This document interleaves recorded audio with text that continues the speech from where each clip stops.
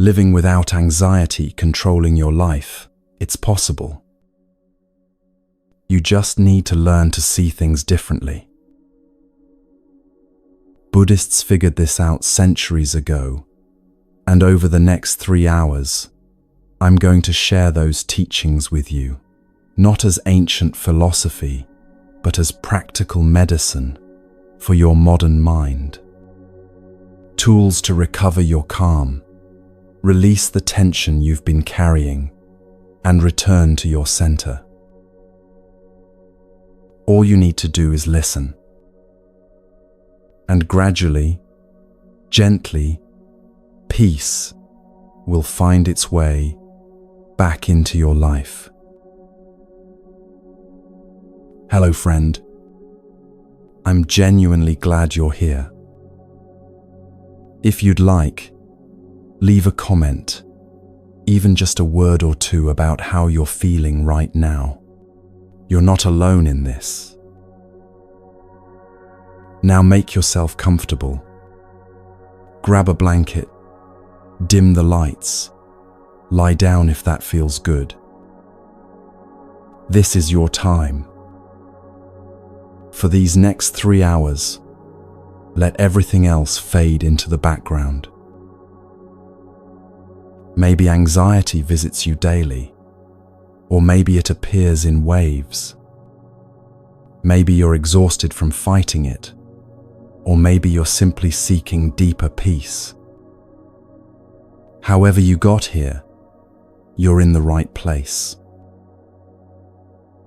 Because what you're about to discover isn't about willpower or trying harder.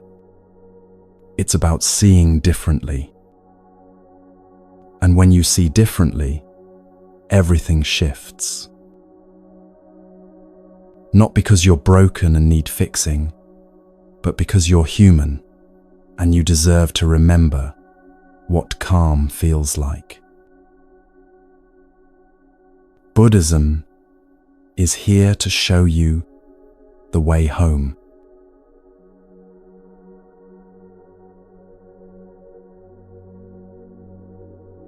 Let me tell you what Buddhism doesn't promise, because this matters more than you might think.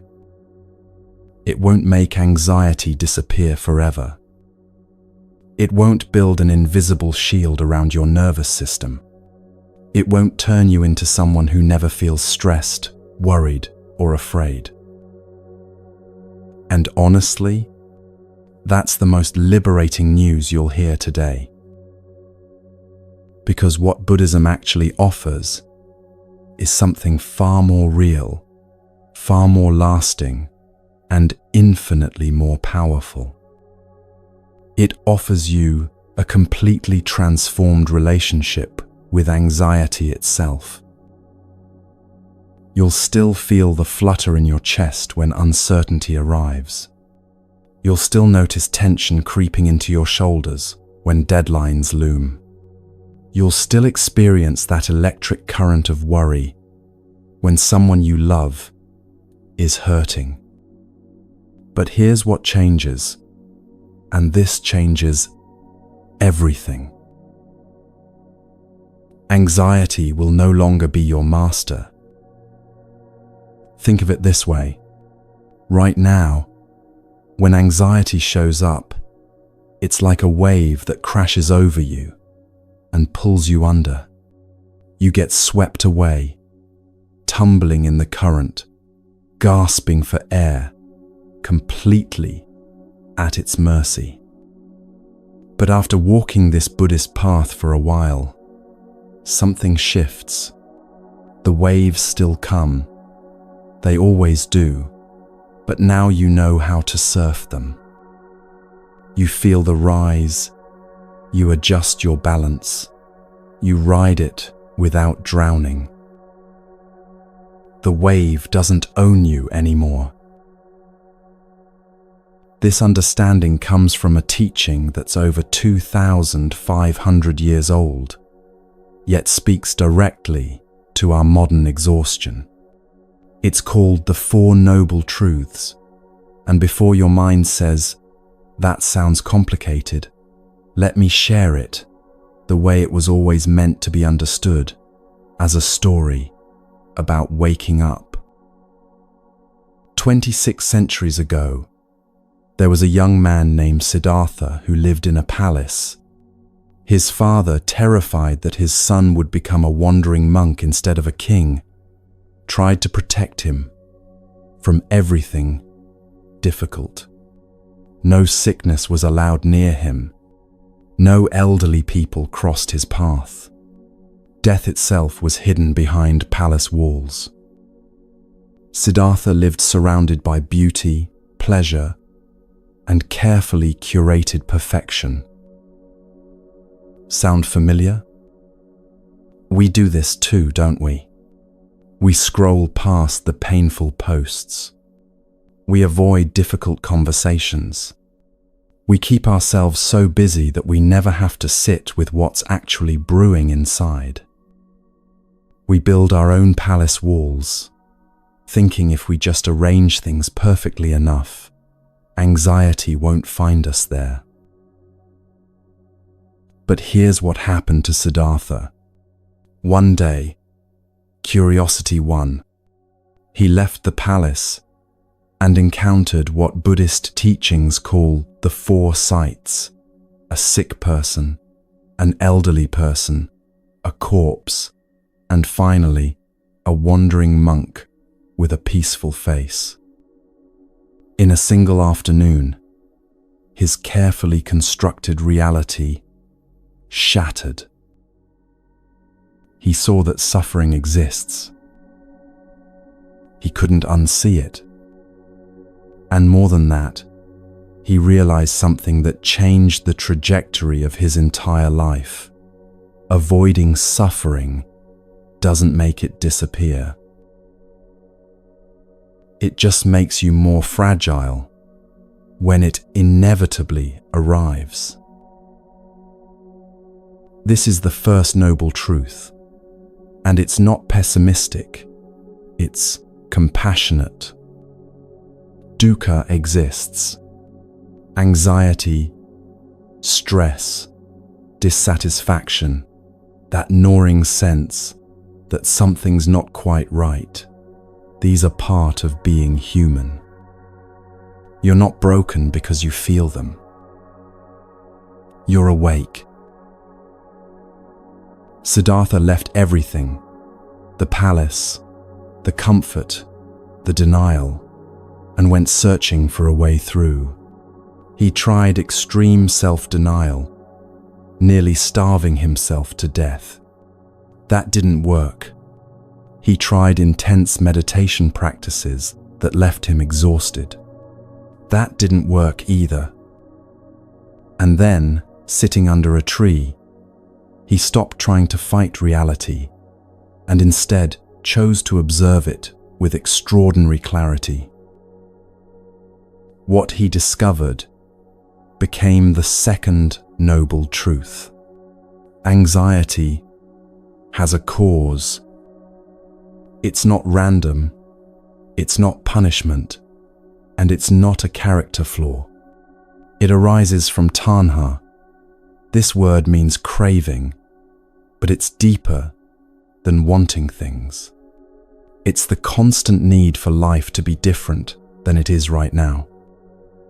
It's the mental argument with reality that never stops. This shouldn't be happening. I should be further along. If only things were different, then I'd be okay. That resistance, that pushing and pulling against what is, that's where so much of our suffering gets amplified. But here's where it gets beautiful. The third noble truth says, this suffering can be transformed. Not someday, not in another life, not after you become perfect, but here, in this very existence, with this very mind. When you stop adding that second layer of struggle, when you stop fighting the waves and learn to move with them, Instead, something loosens. Space appears. Breath returns.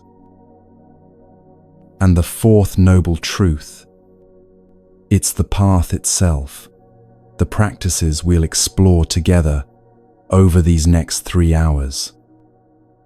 Ways of being present, of observing your mind, of returning to your body, of releasing the shoulds that strangle your peace. This isn't about becoming someone else. It's about remembering who you are beneath all the noise. When Siddhartha finally stood up from under that tree, he wasn't someone who never felt discomfort again. He got tired. He experienced physical pain. He faced criticism and betrayal. But his relationship to all of it had fundamentally changed. He was no longer at war with his own experience. And that is what's possible for you too. This is medicine for the mind, not magic for the ego. Buddhism won't hand you a life free from challenges. It won't eliminate every uncomfortable feeling. What it will do is teach you how to stop making everything worse by resisting, avoiding, or believing every catastrophic thought that drifts through your awareness. Over the next 3 hours, we're going to walk this path together, not as a lecture, but as an exploration, not as a fix, but as a homecoming.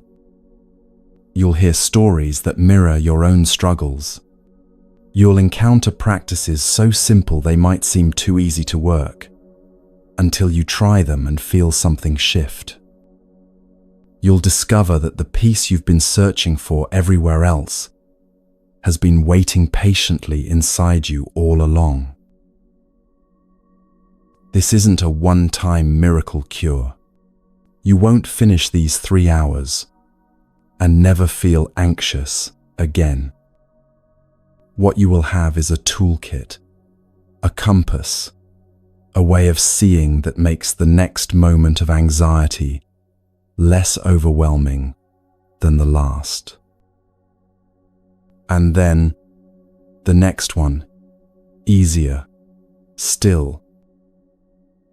And gradually, you'll realize you're living differently. You're breathing more deeply. You're reacting less quickly.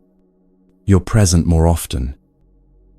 The same life circumstances might still be there, but you're meeting them from a different place, a place of clarity instead of chaos, of wisdom instead of worry. This is what Buddhism actually offers.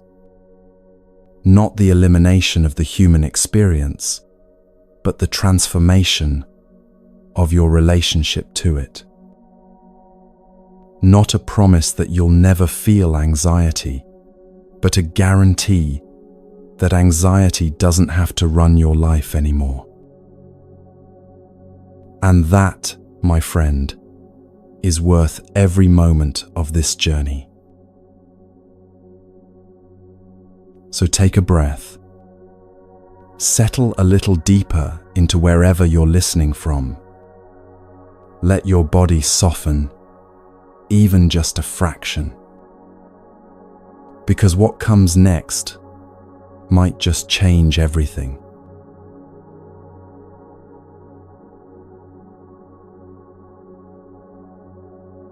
There's a disease spreading through modern life, and most of us don't even realize we're infected. It doesn't show up on medical tests. No doctor will diagnose it, but you feel it every single day, this constant internal pressure to move faster, do more, keep up, never stop. The disease of hurry. And here's what nobody tells you. This rush, this relentless velocity you've normalized, is not just exhausting you. It's feeding your anxiety like oxygen feeds fire. We live in a culture that profits from your exhaustion. Every app is designed to keep you scrolling, every notification engineered to fragment your attention, every product promising to save you time, so you can fill that time with more tasks, more productivity, more doing. The algorithm knows exactly how to keep you hooked, distracted, perpetually unsatisfied. You're not imagining it. The speed has been weaponized. And your nervous system is paying the price. Think about your morning. You probably woke to an alarm that jolted you from sleep, immediately reached for your phone before your eyes fully opened, scrolled through messages and news while still in bed, then rushed through a shower, grabbed whatever food was quickest, checked email while drinking coffee, mentally rehearsing your day while brushing your teeth. And you were already tired before you even left the house. This is what I mean by the disease of hurry. You're racing before the race even begins. Because here's what's happening inside you when you rush. Your body cannot tell the difference between running from a tiger and running to a meeting. Biologically, urgency is urgency. Threat is threat. So when you live in constant hurry, checking your phone while eating breakfast, thinking about tonight's dinner while you're still at lunch, rehearsing tomorrow's presentation while trying to fall asleep, your nervous system stays locked in survival mode. Your heart rate elevates. Cortisol floods your bloodstream. Your breathing becomes shallow. Your muscles tense. Your digestion slows down because your body thinks you need all available energy for running or fighting. And your mind, sensing danger, starts scanning for threats that aren't there. This is how chronic anxiety takes root. Not because something terrible is happening, but because you've taught your body that everything is urgent, everything matters, everything needs to be done right now. The sympathetic nervous system, your fight or flight response, was designed for short bursts. See danger, respond, return to baseline. But when you're rushing from the moment you wake until you collapse at night, that system never gets to reset. You're running on stress hormones all day long, and your body starts to believe this is normal. This becomes your baseline. No wonder you're exhausted. No wonder you can't relax even when you have time to rest. Your nervous system has forgotten what safety feels like. The Buddha said something 2,500 years ago that cuts right through this madness. The trouble is, you think you have time. At first, this sounds paradoxical, doesn't it? We rush because we think we don't have time. But look deeper. We rush because we believe there will be a moment, someday, later, eventually, when we can finally rest, finally be present, finally feel okay. We're constantly trading this moment for an imaginary future moment when things will be better, calmer, more complete. After this project is done, then I'll relax. After I get that promotion, then I'll slow down. After the kids are older, after I have more money, after everything falls into place, then I'll finally be able to breathe. But that moment never arrives, because you keep pushing it forward. The goalpost keeps moving, and you keep running toward a finish line that doesn't exist.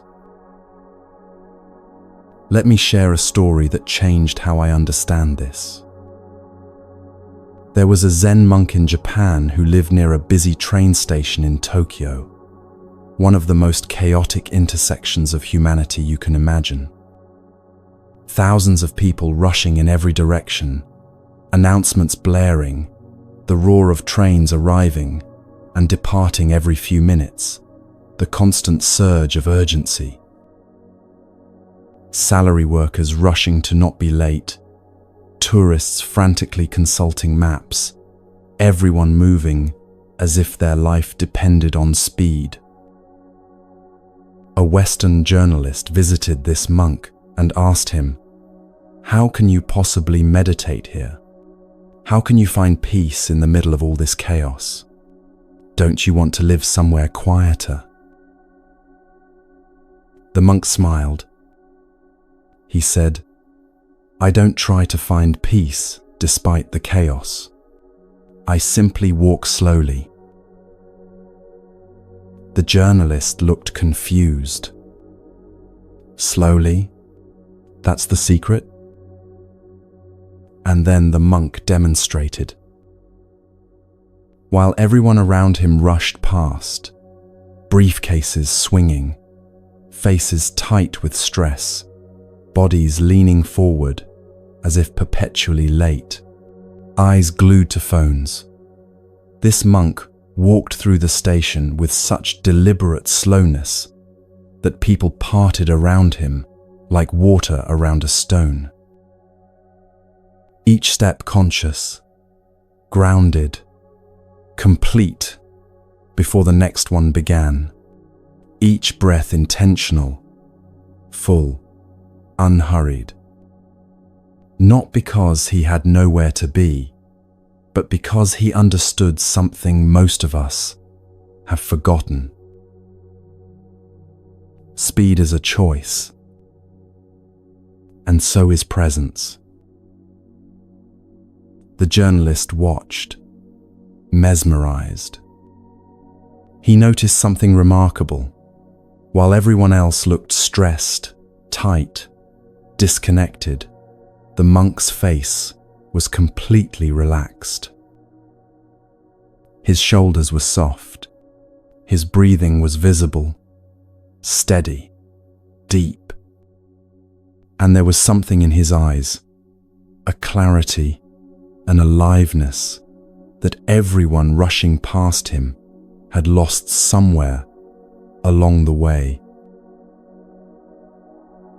That monk was practicing something Buddhism calls samatha, the art of calming the mind. Not by escaping to a quiet mountaintop, but by choosing stillness within movement. By refusing to let the world's velocity become his velocity. And here's what's beautiful. When you stop running, even for a moment, your mind begins to settle naturally. Like muddy water left undisturbed, clarity returns on its own. You don't have to fight for calm. You don't have to manufacture peace through force of will. You just have to stop fighting against this moment. But our culture tells you the opposite, doesn't it? It tells you that slowing down is laziness. That rest is something you earn only after you've exhausted yourself. That presence is a luxury you can't afford when there's so much to do. That if you're not busy, you're not valuable. And so you keep running through breakfast, through conversations, through your own life, always arriving, but never really there. I want you to understand something crucial. This isn't your fault. You didn't create this culture of speed. You were born into it. You were trained for it from childhood. From the moment you entered school, you were taught that faster equals better, that efficiency equals worth, that your value is measured by your output. Gold stars for finishing first, praise for never stopping, admiration for those who sacrifice sleep, and sanity for productivity. No wonder you're exhausted. No wonder anxiety feels like a permanent resident in your chest. But here's the revolutionary truth Buddhism offers. Slowness is not weakness. Slowness is power. When you choose to slow down, you're not being lazy or unproductive or falling behind. You're reclaiming your nervous system from a culture that wants it dysregulated, wants you too scattered to question, too tired to resist.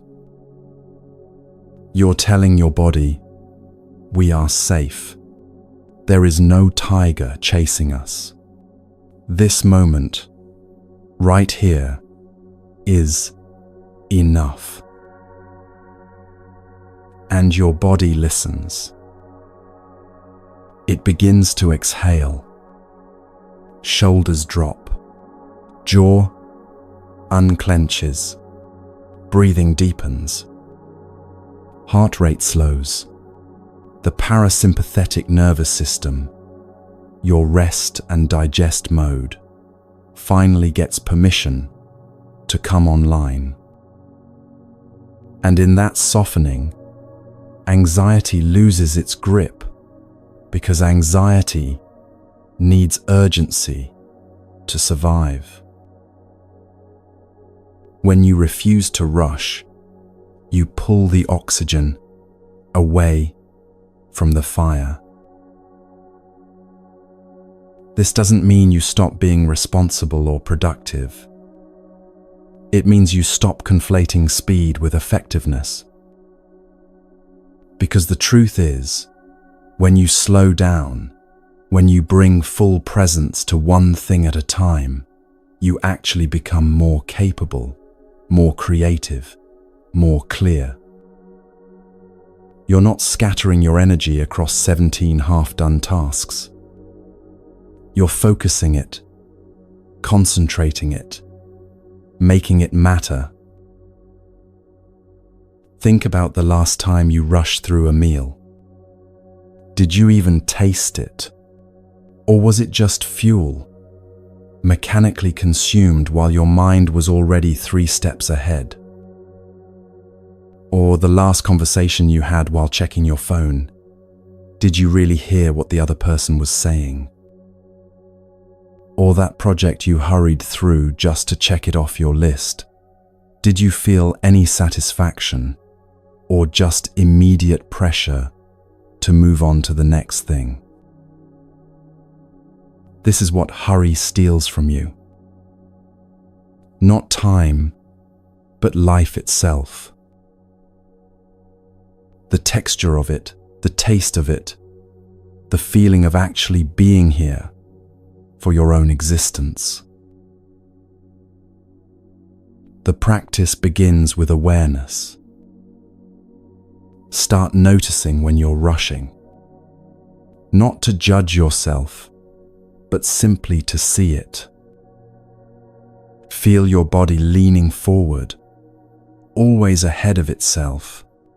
Notice your breath getting shallow, trapped high in your chest. Observe your mind already 3 steps ahead of where your feet actually are. And in that noticing, you create a gap, a tiny space between the habit and your response to it. The habit says, rush. But in the gap, you have a choice. You can keep running, or you can take one breath and slow down. Just one breath. That's all it takes to begin reclaiming your time, reclaiming your nervous system, reclaiming your life from the tyranny of speed. The monk in Tokyo Station understood this. He didn't need the world to slow down for him to find peace. He didn't wait for perfect conditions or a quieter life. He simply refused to let the world's panic become his panic. And you can do this too. Right where you are, right in the middle of your complicated, full, demanding life. You can choose slowness. And in doing so, you choose sanity. You choose presence. You choose yourself. Now let's talk about what it actually means to be present, because this is where everything shifts. The present moment. You've heard this phrase 1,000 times, haven't you? It's become almost cliché in wellness circles. Be here now, they say, as if it's obvious, as if you're not already here. But the truth is, most of us spend almost no time in the actual present. Your body is here, yes, sitting, or standing, or lying down, physically occupying this space. But where is your mind? It's replaying yesterday's conversation, analyzing what you should have said differently. It's rehearsing tomorrow's meeting, scripting responses to questions that haven't been asked yet. It's planning next week, next month, 5 years from now, constructing elaborate scenarios about a future that may never arrive.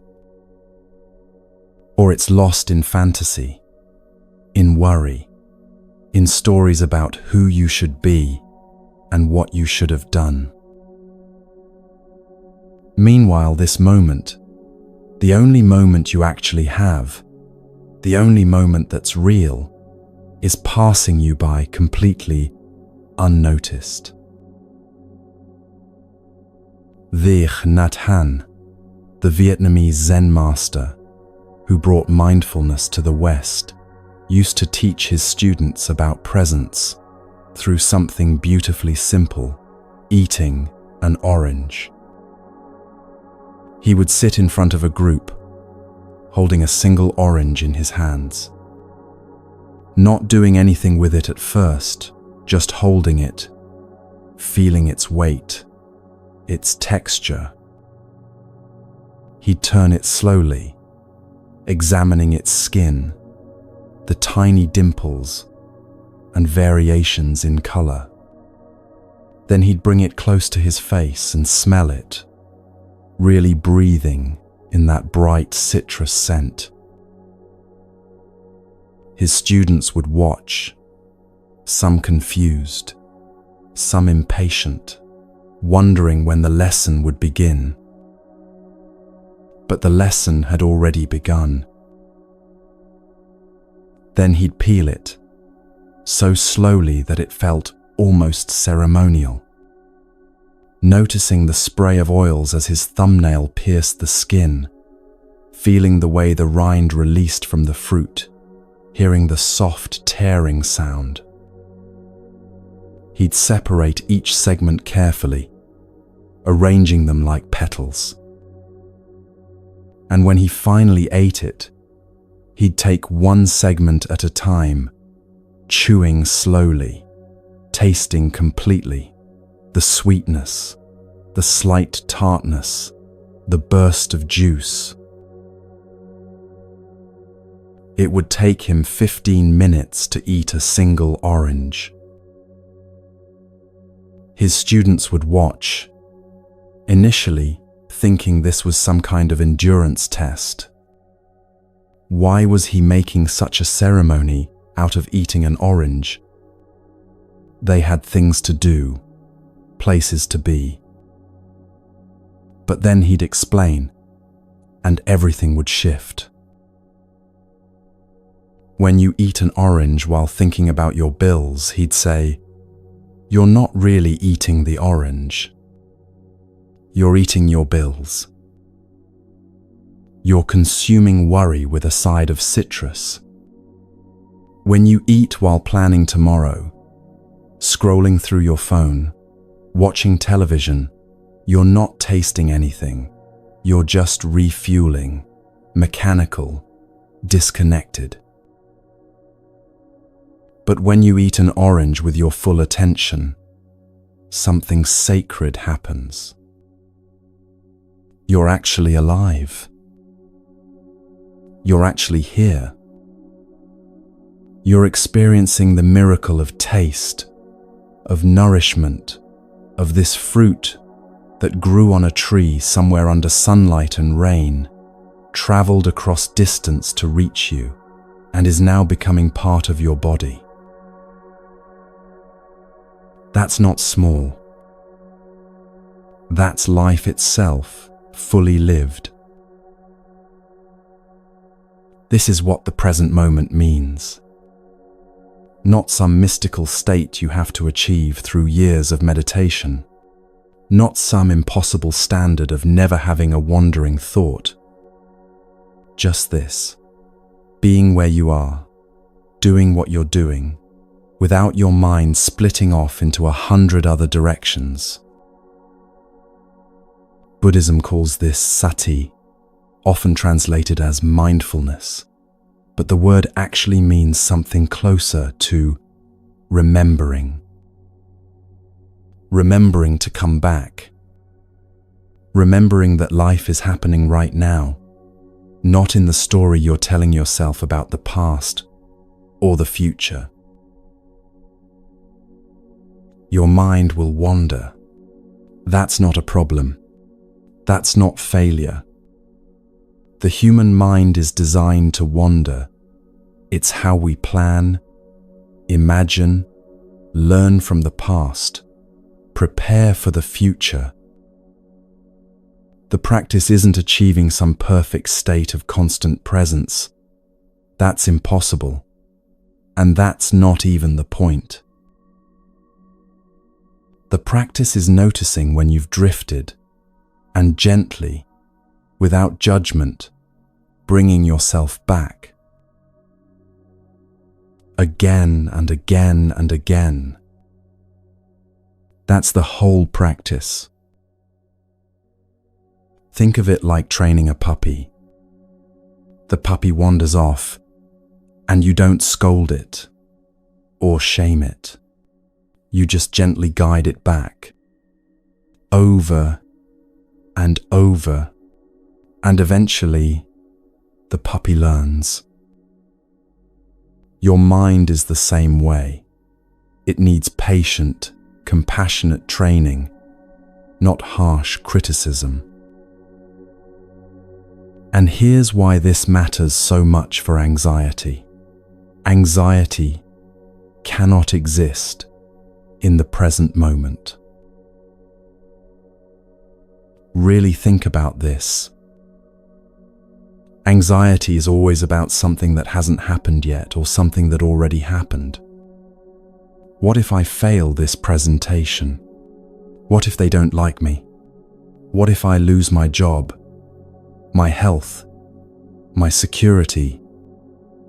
Or it's replaying past mistakes, past humiliations, building evidence for why you should be worried right now. But if you bring your full attention to this exact moment, Not the next breath, not the last one, but this one right here. Where is the anxiety? In this moment, are you breathing? Yes. In this moment, are you safe? Most likely, yes. In this moment, is anything terrible actually happening? Usually the answer is no. The present moment is almost always okay. It's your thoughts about the future or the past that create suffering. Let's do something together right now. Not later, not after you finish listening to this section. Right now. Take a breath in through your nose, filling your lungs completely. And let it out slowly through your mouth. Another breath in, deep and full. And release, letting everything soften. One more. Breathe in deeply, feeling your chest and belly expand. And let it go slowly, releasing any tension you're holding. Now take 2 more breaths at your own pace, your own rhythm. Notice, in those 5 breaths, where was your anxiety? Where was your worry about tomorrow or regret about yesterday? When you brought your full attention to just breathing, just being here, the mental noise probably quieted, even if only for a moment. That's the power of presence. That's what's available to you, always, in any moment you choose to return. This isn't about becoming some enlightened being who never worries.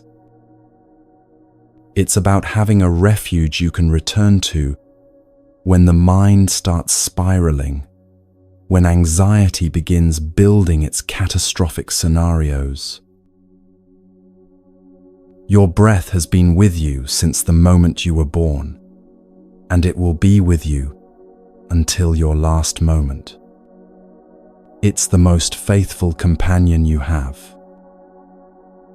And when you anchor your attention there, even briefly, you step out of the time machine of anxiety and land back in the only time that's real. Now, why could this alone transform everything? Because anxiety feeds on your absence. Every moment you spend lost in thought, ruminating on what might happen or what did happen, your anxiety grows stronger. But every moment you spend actually present, anxiety loses fuel. It's like a fire that needs your attention, your worry, your mental participation to keep burning. When you stop feeding it with catastrophic thinking and future tripping, it begins to die down naturally. You don't have to fight it.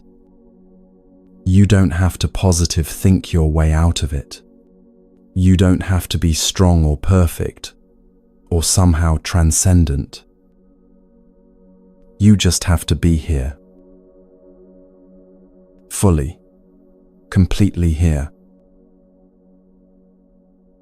But I know what you're thinking right about now.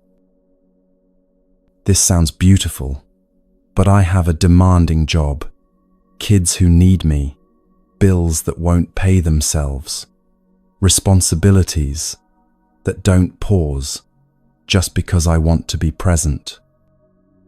I don't have time for 15-minute orange meditations or hours of sitting in silence. And you're absolutely right. Which is why this final piece is so important. You don't need to quit your job or move to the mountains or become a monk. You don't need to overhaul your entire life or abandon your responsibilities. Breaking the speed addiction, learning to live with presence instead of pressure, starts with something so small it might seem insignificant. Sacred pauses. These are tiny moments of intentional slowness, planted throughout your day like seeds in soil. Small acts of presence that interrupt the automation of rushing. Before you eat, pause for 3 seconds. Look at your food. Notice its colors and textures. Take one conscious breath. Before you open the door to your home, pause. Let work fall away. Let your shoulders drop. Cross the threshold with awareness. Before you speak, especially when you feel reactive or defensive, pause. Feel the words forming.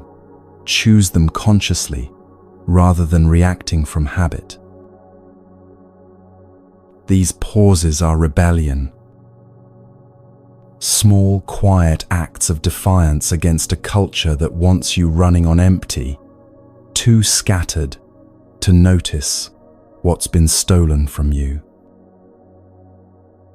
There's a story about a corporate executive, let's call her Sarah, who discovered this practice during one of the hardest periods of her life. She was working 80-hour weeks at a tech company, managing a team of 30 people, barely sleeping, surviving on coffee and adrenaline. Anxiety was her constant companion. Her jaw ached from clenching. Her stomach was always tight. She couldn't remember the last time she'd taken a full breath. One evening, after another brutal 14-hour day, she sat in her car in the parking garage and realized something that stopped her cold. She couldn't remember the drive to work that morning. Couldn't remember eating lunch, though her desk had an empty container on it. Couldn't remember a single conversation she'd had that day with any real presence. She was living, but she wasn't there for it. She was like a ghost in her own life, moving through the motions while completely absent from the experience.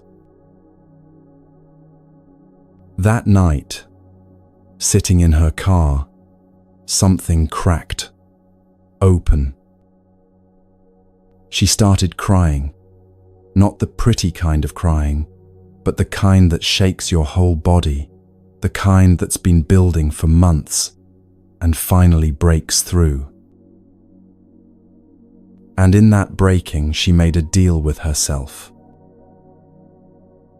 Every day, before getting out of her car, whether arriving at work or coming home, she would sit for exactly 1 minute. Not checking her phone, not planning her next move, not rehearsing conversations. Just sitting, breathing, noticing where she was, how she felt, what she needed. 1 minute. 60 seconds. She said it felt ridiculous at first, even indulgent. The first few days, her mind screamed at her to hurry up, get moving, stop being lazy. But she stayed with it. And within 2 weeks, something shifted.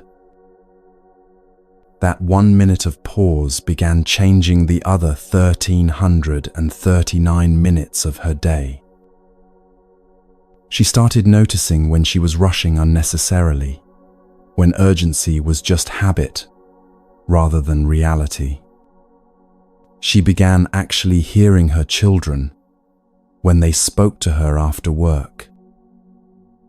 She found herself taking full breaths throughout the day. Her anxiety didn't disappear. She still had hard days, overwhelming moments. But its grip loosened because she'd created a practice of returning to herself, of coming back to presence again and again. That's what sacred pauses do. They interrupt the automation, the mindless rushing from one thing to the next, without ever actually arriving anywhere.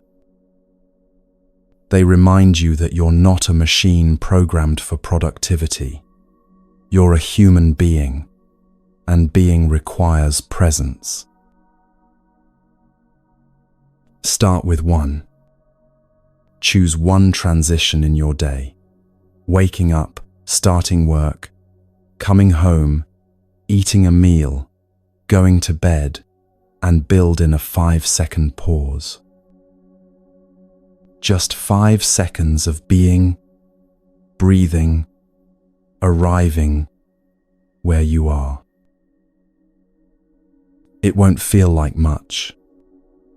Your mind will probably resist, call it silly, tell you there are more important things to do. But these small rebellions accumulate.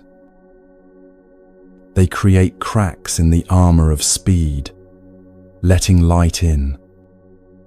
And through those cracks, your life starts seeping back in, the life you've been too busy to notice, the moments you've been too rushed to experience.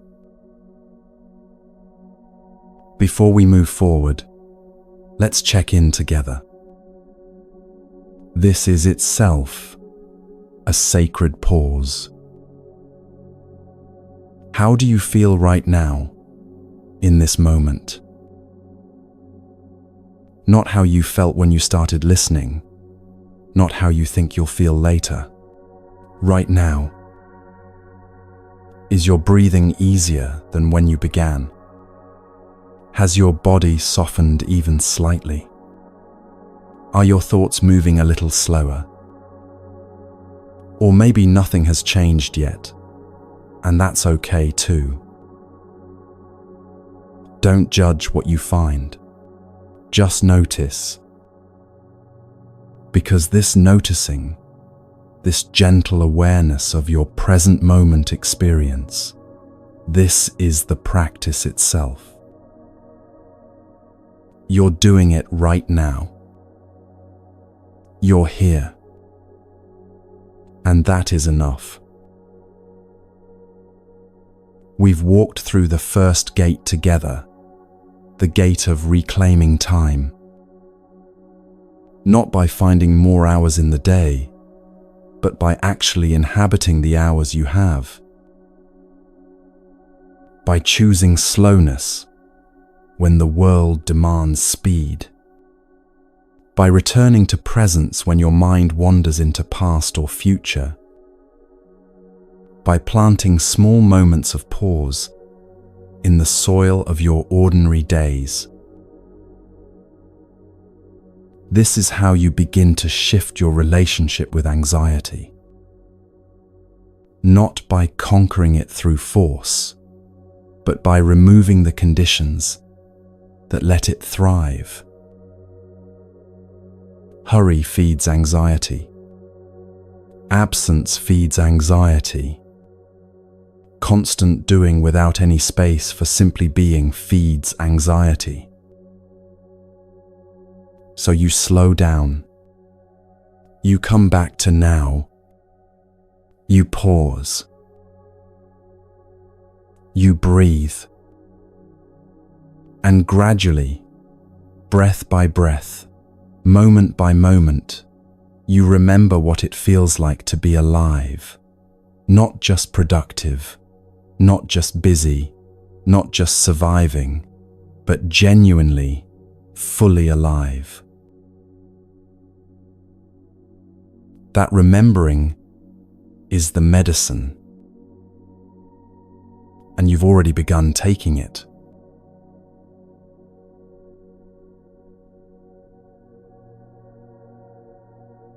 There's something you need to understand about your mind, something that might initially feel unsettling, but ultimately becomes the most liberating truth you'll ever encounter. Your mind is not your master. Right now, as you listen to these words, your mind is probably doing what it always does, commenting, analyzing, agreeing, or disagreeing, drifting to something you need to do later, replaying something from earlier today. It's like a radio that never turns off, a constant stream of thoughts, judgments, stories, worries, and plans. And somewhere along the way, you learn to believe that this voice in your head is you. But it's not. The Buddha taught something 2,500 years ago that modern neuroscience is only now confirming. The untrained mind is like a drunken monkey. No, really, that's the actual teaching. A drunken monkey that's been stung by a bee, leaping wildly from branch to branch, never settling, always agitated, constantly seeking the next thing to grab onto. This monkey mind jumps from thought to thought, without any conscious direction from you. One moment you're thinking about what to make for dinner, the next moment you're remembering something embarrassing you said in 3rd grade. Then suddenly you're catastrophizing about your job security, then wondering if you left the stove on, then judging yourself for not being more present, then worrying about that judgment, then thinking about thinking. And here's what makes it so exhausting. You believe all of it. Every thought that appears in your awareness, you take as truth. Every worry, every judgment, every catastrophic prediction, you treat them as facts rather than what they actually are, which is mental events, temporary appearances in consciousness that have no more inherent reality than clouds in the sky. This is where so much of your anxiety comes from. Not from what's actually happening in your life, but from believing the stories your untrained mind is constantly generating.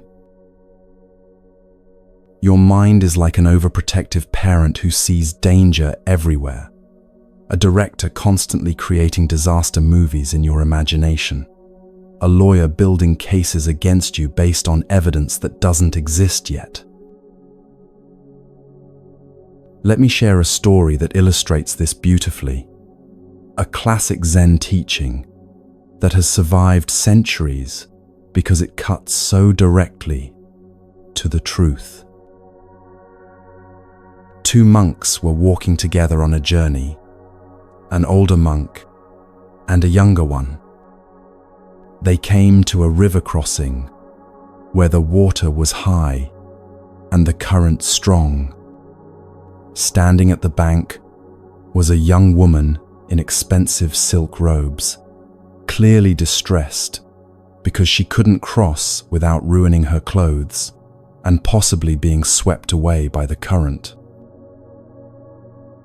The older monk, without saying a word, picked her up, carried her across the river on his back, set her down gently on the other side, bowed to her, and continued walking. The younger monk was shocked, completely speechless. In their tradition, monks were not supposed to touch women, especially not young, beautiful women. But he said nothing, just followed his teacher in silence, his mind churning. They walked for hours. Mile after mile, the younger monk's mind created an entire drama around those 2 minutes at the river. How could his teacher break the rules like that? What would the other monks say if they found out? Had his teacher lost his way? Was this a test of the young monk's loyalty?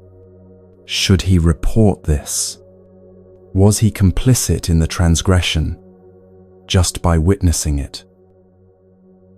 The thoughts spun and spun, each one leading to another, building into a storm of judgment and confusion and righteousness and doubt. Finally, after hours of this internal torment, unable to contain himself any longer, the young monk burst out, "How could you carry that woman? You know we're not supposed to touch women. You've broken our vows. I can't believe you did that." The older monk looked at him with gentle, amused eyes and said, "I put her down hours ago at the river. Why are you still carrying her?" This story cuts to the heart of how the mind works, how suffering is created not by events themselves, but by what we do with them in our thoughts. The event itself, carrying the woman across the river, took maybe 2 minutes, maybe even less. But the younger monk carried the story about that event, the judgment about it, the anxiety about it, the entire mental drama, for hours. He tortured himself not with reality, but with his thoughts about reality. And here's what makes this teaching so powerful. The older monk wasn't less aware or less thoughtful. He simply understood something the younger monk hadn't learned yet. He knew that thoughts are not commands, that rules serve compassion rather than replace it, and that every moment offers a choice: carry the story or put it down. This is what your mind does all day long, every single day. It picks things up, worries, judgments, resentments, fears, old conversations, anticipated disasters, and carries them for hours, days, sometimes years, long after the actual moment has passed. And you, like the young monk, don't realize you have the power to put them down. The Buddha said in the Dhammapada, one of the oldest and most beloved Buddhist texts, "We are what we think. All that we are arises with our thoughts. With our thoughts, we make the world."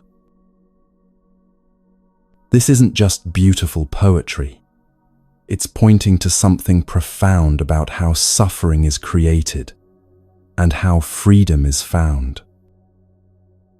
Your thoughts literally construct your experience of reality. Two people can be in the exact same situation, sitting in traffic, for example, and one is peaceful, while the other is consumed with rage. Why? Not because of the traffic itself, not because one has a better car or more time, but because of their thoughts about the traffic. One person thinks, "This is terrible. I'm going to be late. Everyone will judge me. This always happens to me. Why is life so unfair? I should have left earlier. Why are these people such terrible drivers? The other thinks, well, here we are. Nothing I can do about it right now. Might as well take some breaths and listen to music. Maybe I'll arrive a few minutes late, and that's okay. Same traffic, same delay, completely different experience.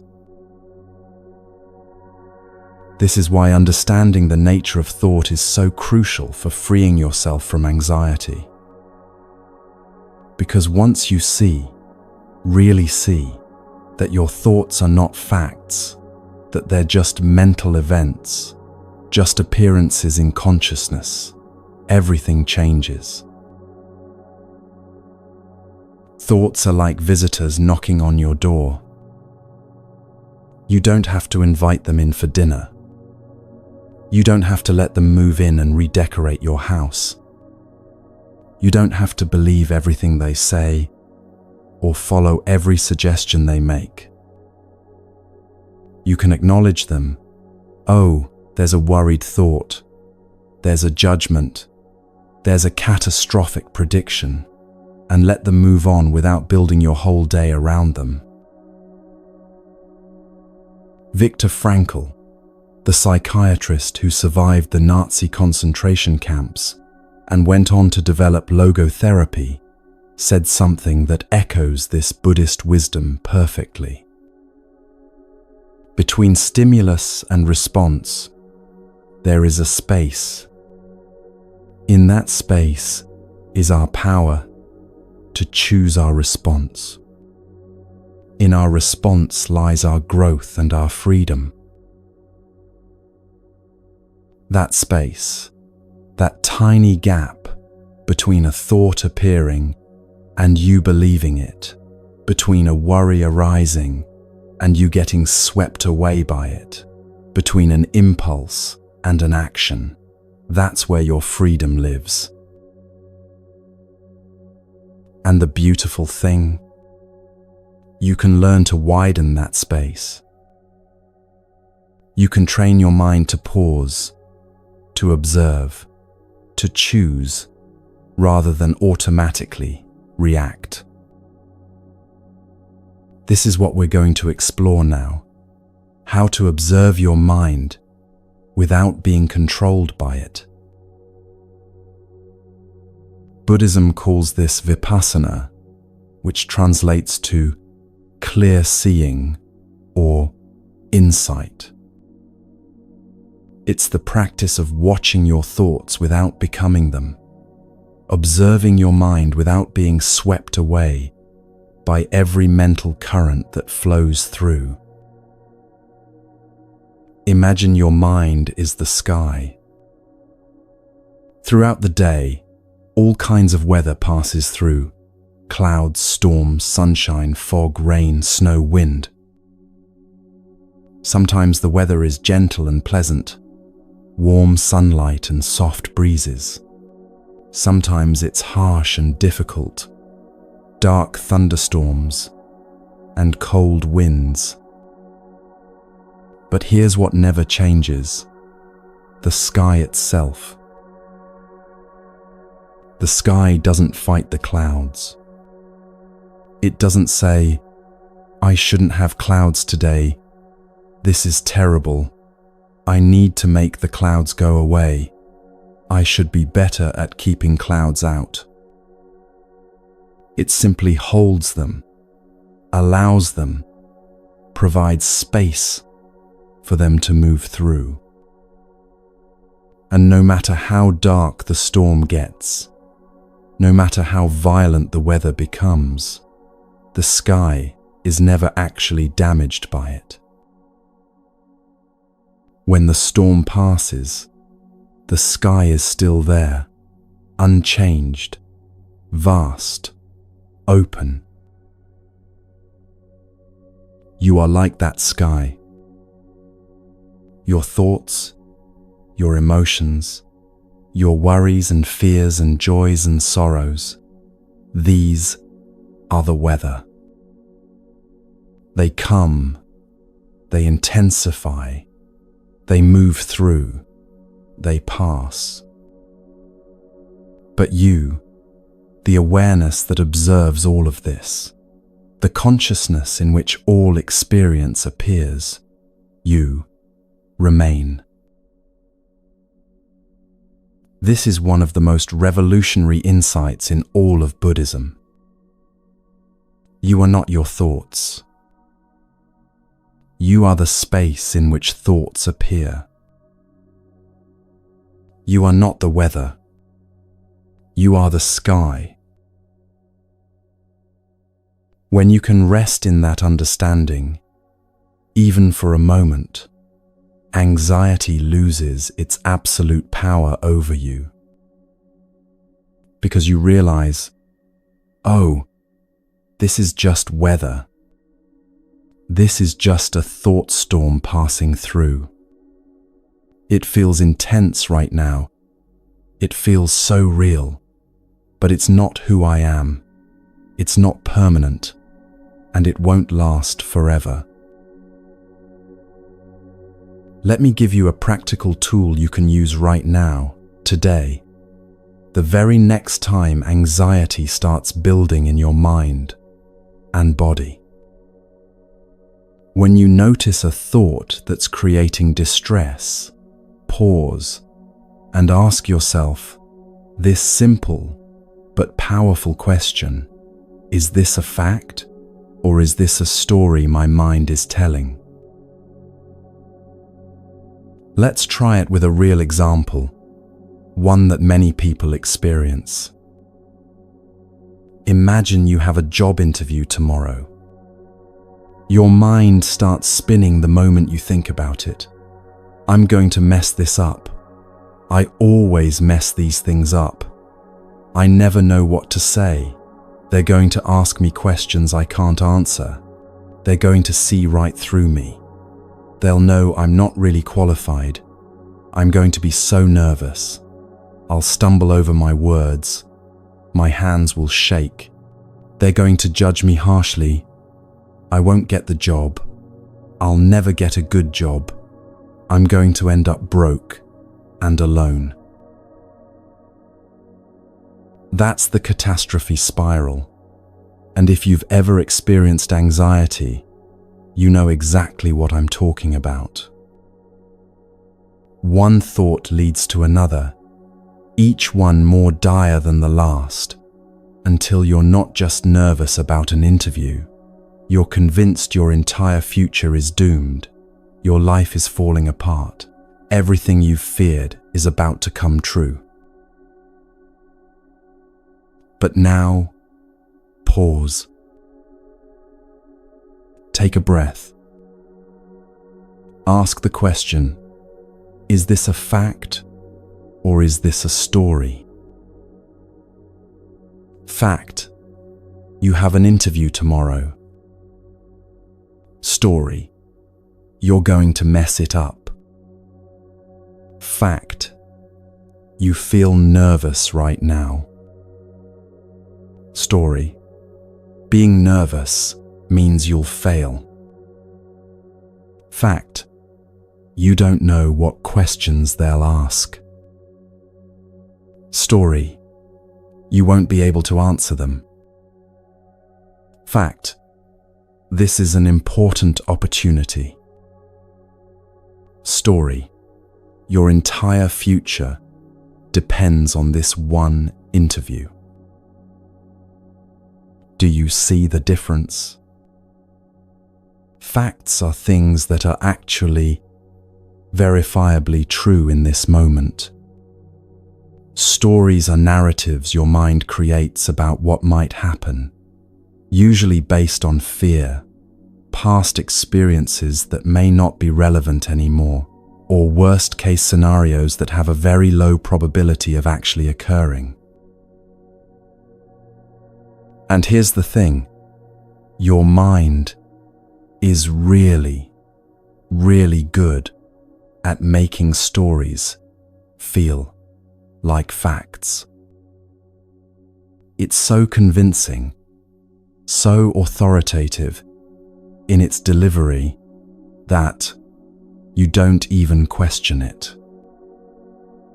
The thought, "I'm going to fail," appears with such certainty, and immediately your body responds, as if failure has already happened. Heart racing, palms sweating, stomach churning, muscles tensing.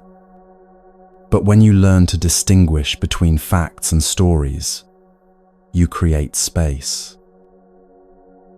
You don't have to believe every thought just because it showed up in your mind with a convincing tone.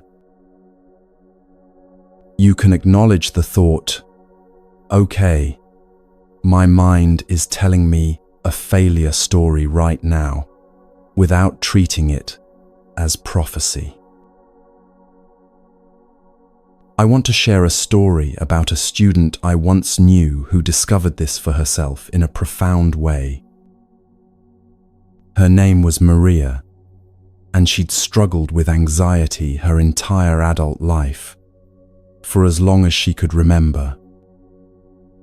She described it as a constant companion, always there in the background, always loud, always telling her she wasn't good enough, that something terrible was about to happen, that she needed to be vigilant and worried, or everything would fall apart.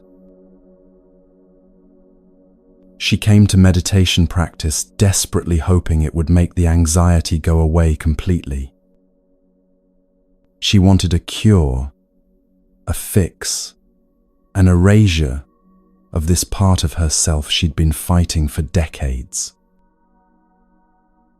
And at first, she was frustrated because the anxiety didn't disappear. In fact, when she started paying attention to her mind through meditation, she became more aware of just how many anxious thoughts she was having, how constant the stream of worry really was. "It's worse now," she said. "Now I can't even distract myself from it." But then something shifted, something subtle at first, but ultimately transformative. During one practice session, she was sitting there in meditation, and the familiar anxiety arose, that tight feeling in her chest, that racing mind, that voice saying, "Something's wrong. Something's wrong. You're not safe. You need to do something." But this time, instead of becoming the anxiety, instead of letting it take over completely and define her entire experience, she noticed herself having a thought. She heard herself think, "I'm so anxious." And then she realized, wait.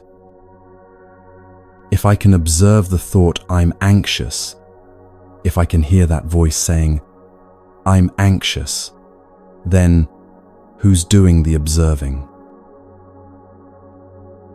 Who's listening to that voice? In that moment, she discovered what Buddhists have been teaching for millennia. There's a part of you that can watch the anxiety without being consumed by it. You can feel anxious and simultaneously be aware that you're feeling anxious. And that awareness, that observer, that witnessing presence is separate from the anxiety itself. She described it like this, and I'll never forget her words. It was like I'd been drowning in the ocean my whole life, convinced that I was the waves, that I was the water itself. And suddenly I realized I could also be standing on the shore, watching the waves crash and recede. The waves were still there, still intense, still powerful, but I wasn't only in them anymore, being tossed around. Part of me was safe on land, just observing, just witnessing.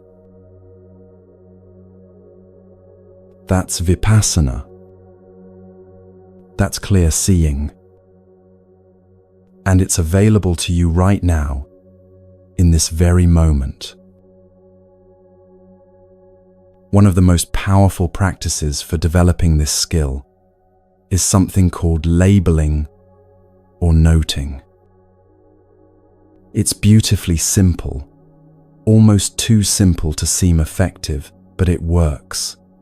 When you notice your mind doing something, you just quietly, gently name it. Thinking, thinking. Worrying, worrying. Planning, planning. Judging, judging. Remembering, remembering. You're not trying to stop the thoughts. That's impossible, and it only creates more tension, more inner conflict. You're just acknowledging them, naming them, creating a tiny bit of space between you and the mental activity. Like a naturalist observing birds. Oh, there's a sparrow, there's a cardinal, there's a crow. You're simply noting what's present without becoming it. Try it right now. Whatever thought is moving through your mind at this moment, just notice it and silently label it. Listening, listening. Wondering, wondering. Doubting, doubting. Analyzing, analyzing. Feel how that creates distance. You're not suppressing anything, not pushing anything away, not saying thoughts are bad or wrong. You're just observing the way you might watch clouds drift by or leaves float down a stream, acknowledging what's there without grasping at it or fighting against it. This practice works because it engages a different part of your brain, the observing, witnessing, metacognitive part, rather than the reactive, emotional part. When you label worrying, worrying, you're not in the worry anymore. You're watching it from a slight distance, which automatically creates some separation, some breathing room. And in that separation, something miraculous happens. The thought loses some of its charge, some of its grip on you.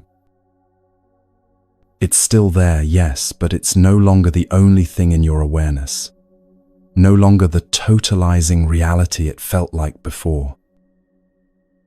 It becomes one event among many, one cloud in a vast sky, rather than the entire universe of your experience. This is how you create distance without suppression, space without resistance. You're not saying, I shouldn't think this way, these thoughts are bad, I'm a bad person for having these thoughts, I need to get rid of them immediately. That approach just creates more inner conflict, more tension, more suffering, more shame. Instead, you're saying, oh, there's a thought. There's worry appearing in my awareness. There's anxiety moving through like weather. I see you. I acknowledge you. and I don't have to become you or be controlled by you. It's the difference between being caught in a rainstorm, getting completely soaked and battered, and watching rain through a window while sitting in a warm, dry room. Both involve rain, both involve witnessing the same weather, but your relationship to it is completely different. The sky holds all weather without being damaged by any of it. And you can learn to do the same with your thoughts and emotions. Now let's talk about what to do when the really difficult thoughts come.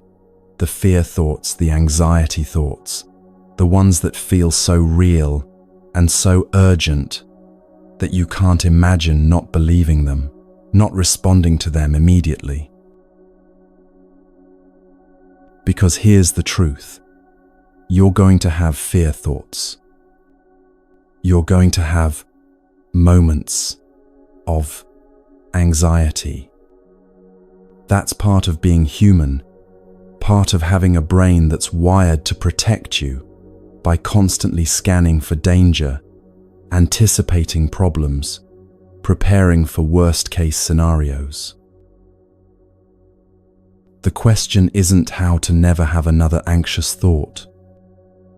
The question is, what do you do when those thoughts appear? Most people meet anxiety with combat. They fight it, resist it, try to push it away, or talk themselves out of it. Don't be anxious.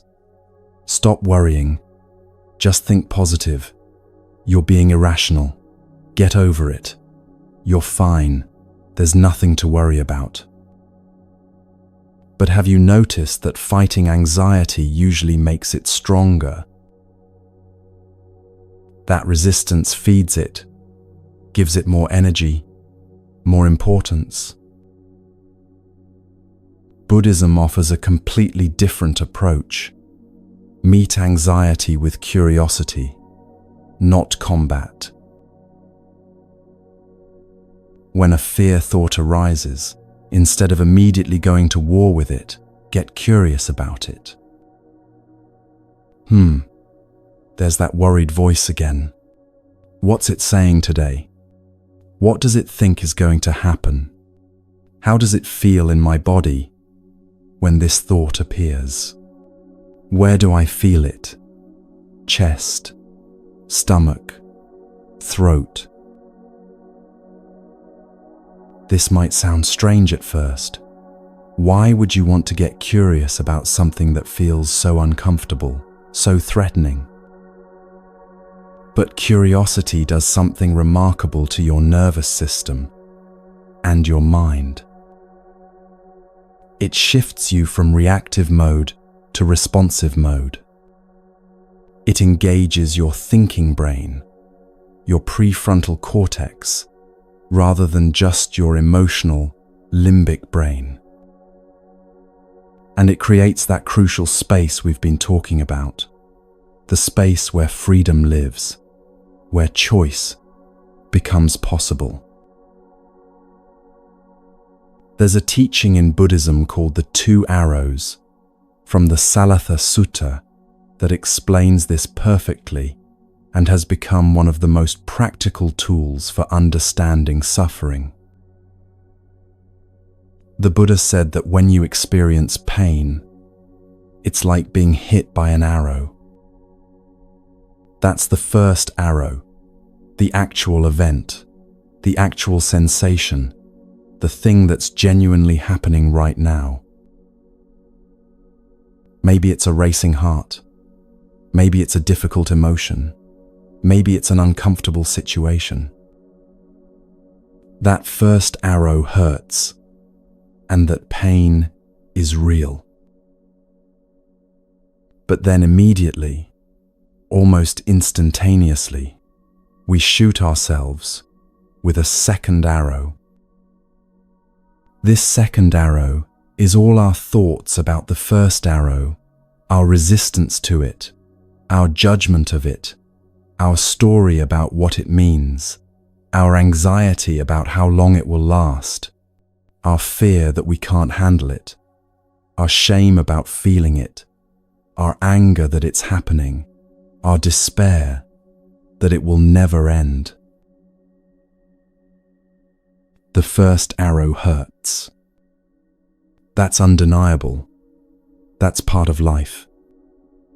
But the second arrow, the one we shoot at ourselves with our thoughts and reactions, this is where most of our suffering actually comes from. Let me give you a concrete example. You're lying in bed at night, and your heart starts racing for no apparent reason. That's the first arrow, a physical sensation, maybe from too much coffee earlier, maybe from stress, maybe from nothing at all, just one of those things bodies do sometimes.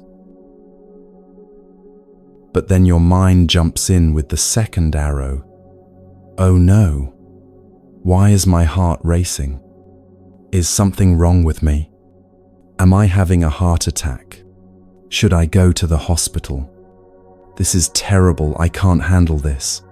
What if it gets worse? What if I die? I'm never going to fall asleep now. Tomorrow is going to be awful. I can't function without sleep. Now you're not just experiencing a racing heart, you're experiencing full panic about the racing heart, which makes your heart race even faster, which creates more panic, which creates more physical symptoms, which creates a full-blown anxiety spiral that can last for hours.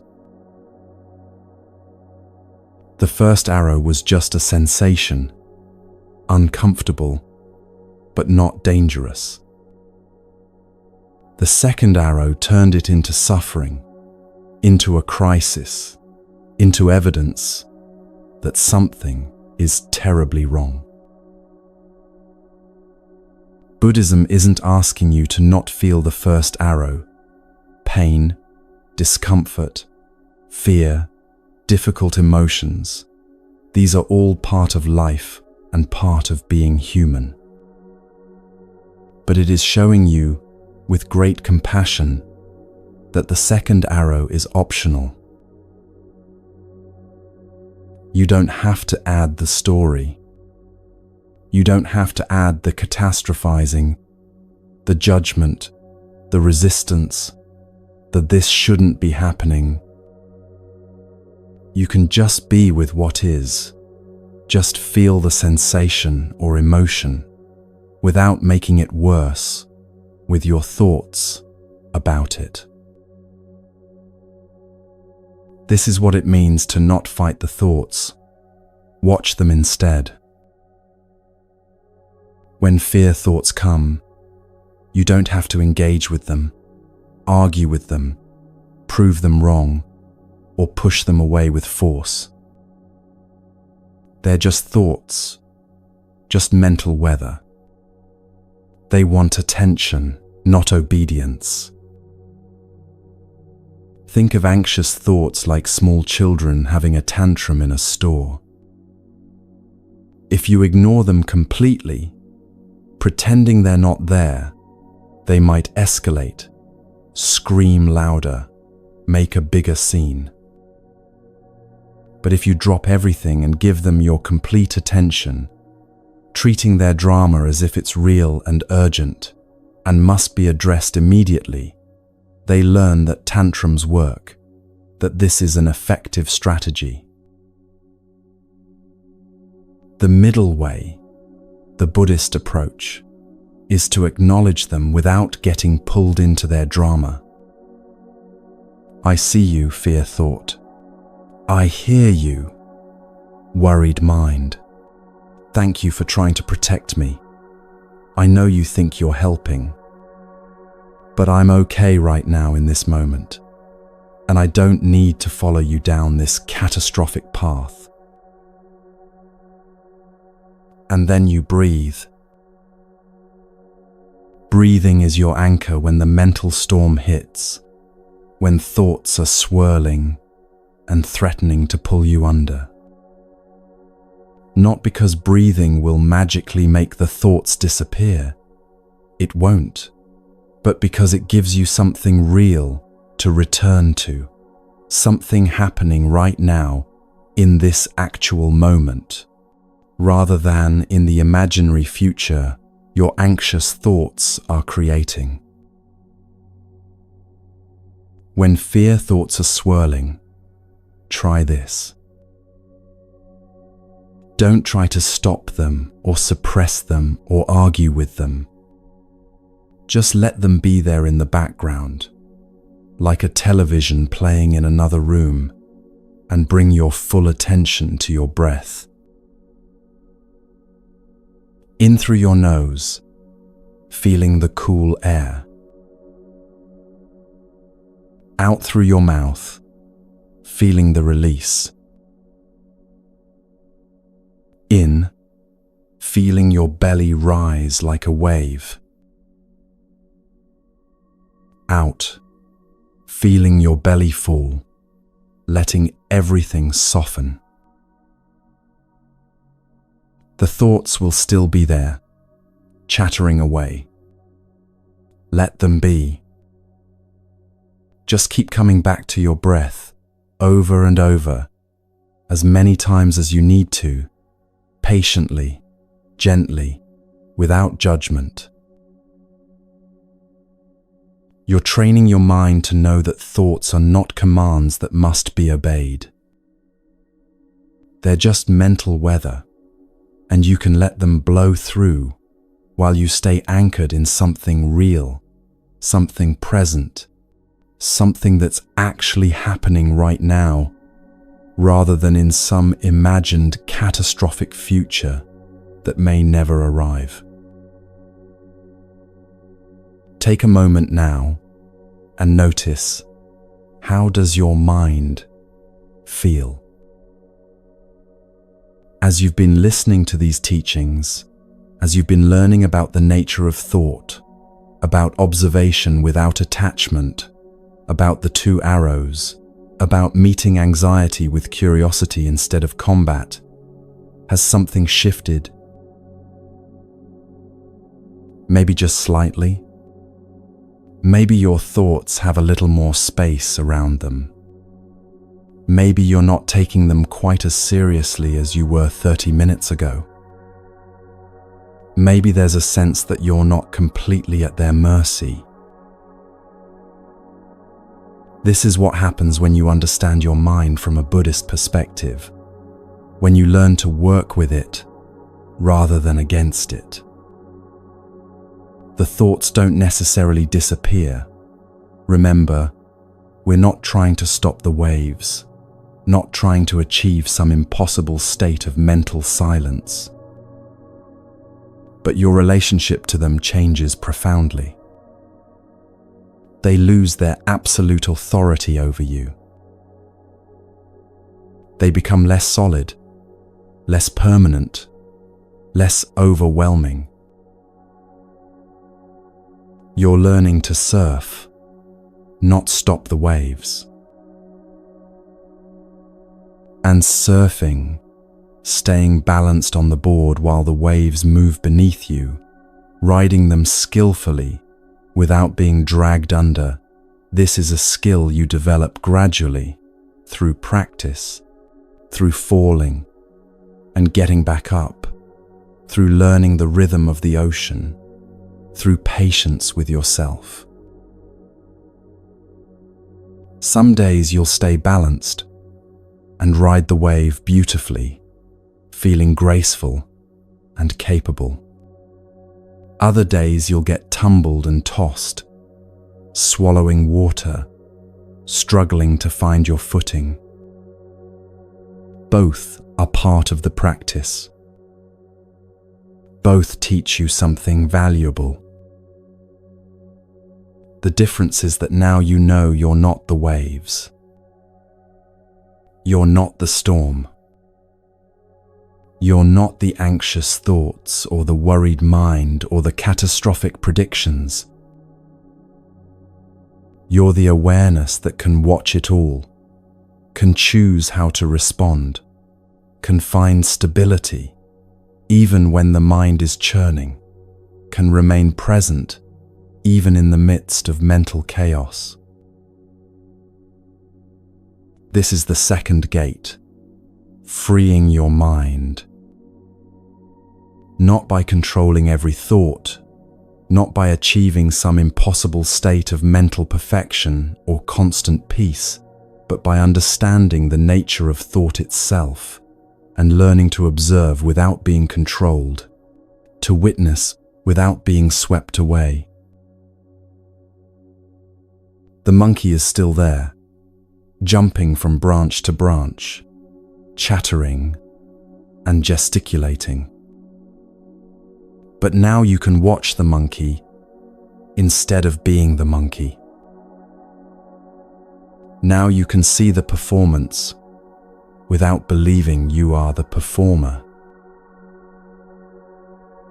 And in that watching, in that space of awareness, in that gap between thought and belief, you discover something that's been there all along, a stillness that doesn't depend on what your mind is doing, a peace that exists beneath the noise, a freedom that was never actually lost, just temporarily forgotten beneath layers of identification and belief.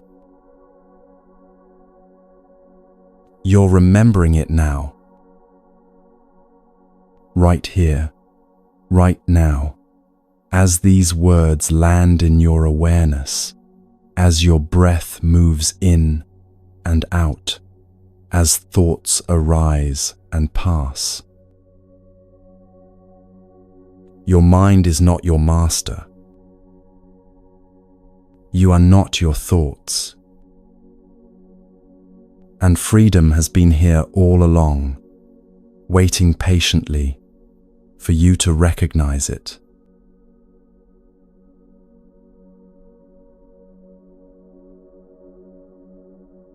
Your body has been trying to talk to you for a very long time. Maybe for years. Maybe for decades. And all this time, you've been so busy living in your head, thinking, planning, worrying, remembering, anticipating, that you haven't heard a single word it's been saying. Buddhism calls the human body a precious birth, a rare opportunity. Not because it's sacred or divine or should be worshipped, but because it's incredibly rare to be born human, to have this specific vehicle for practice, this particular instrument for awakening. Think about it. You could have been born as any form of life, or no life at all. But here you are, with this body, this nervous system, this capacity for awareness. And what have we done with this gift? Most of us treat our bodies like inconvenient vehicles that occasionally need fuel and maintenance, something to be managed or ignored until it breaks down completely. But your body is not just a vehicle. It's a messenger.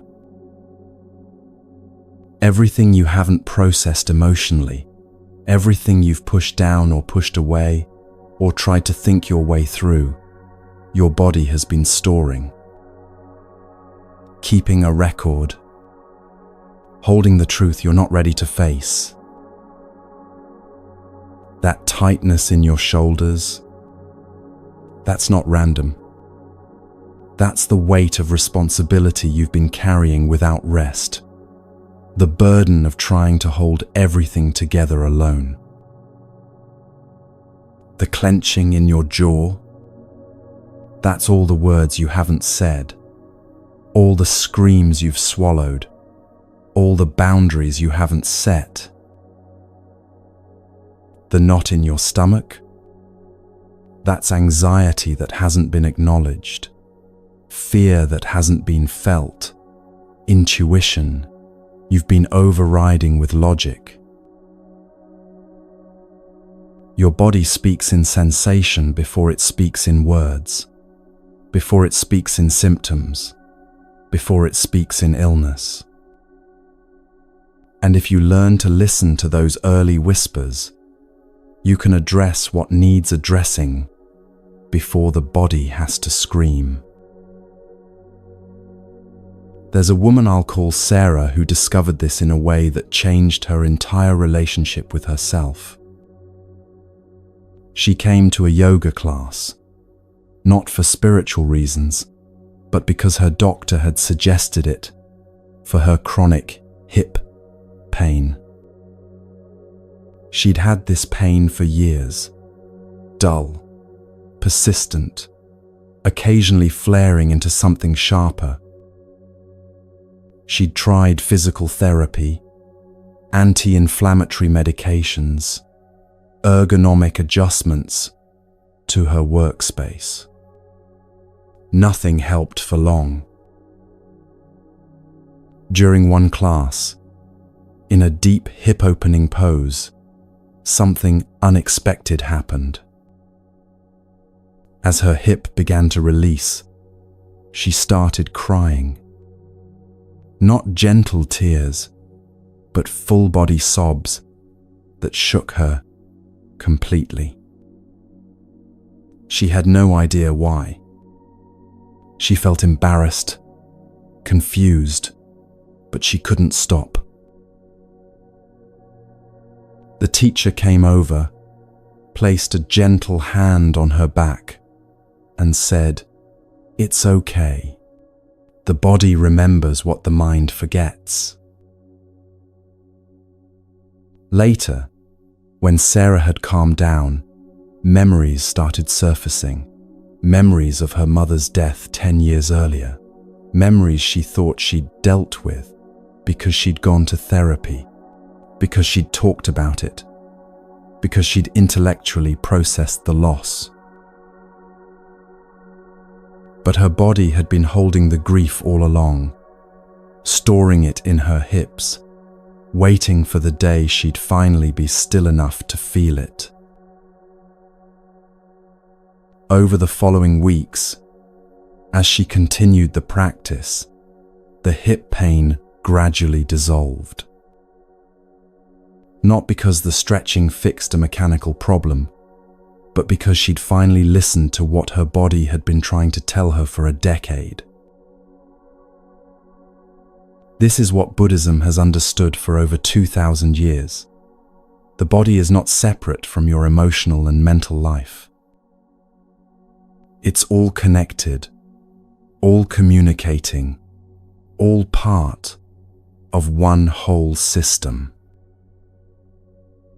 The practice of mindfulness of body, called Kayagata, Sati in Pali, is one of the Buddha's foundational teachings. It's not about achieving a perfect body or making your body do impressive things.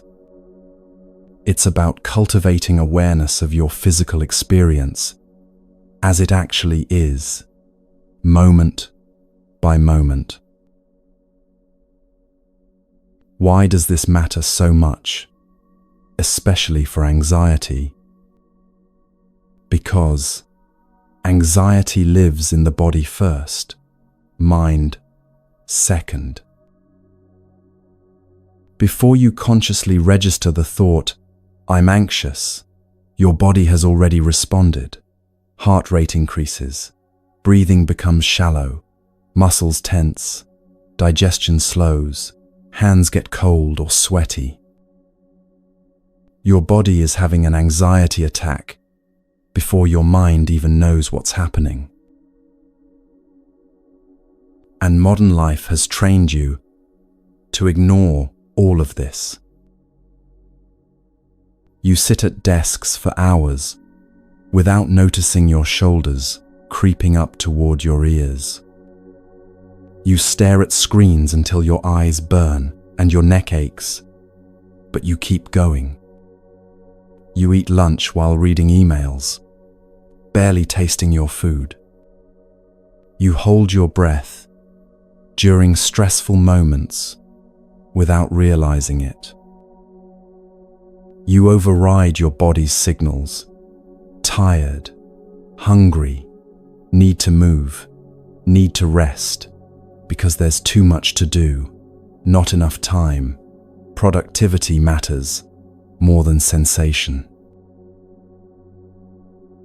You've become profoundly disconnected from yourself. And here's what Buddhism adds that might seem paradoxical at first.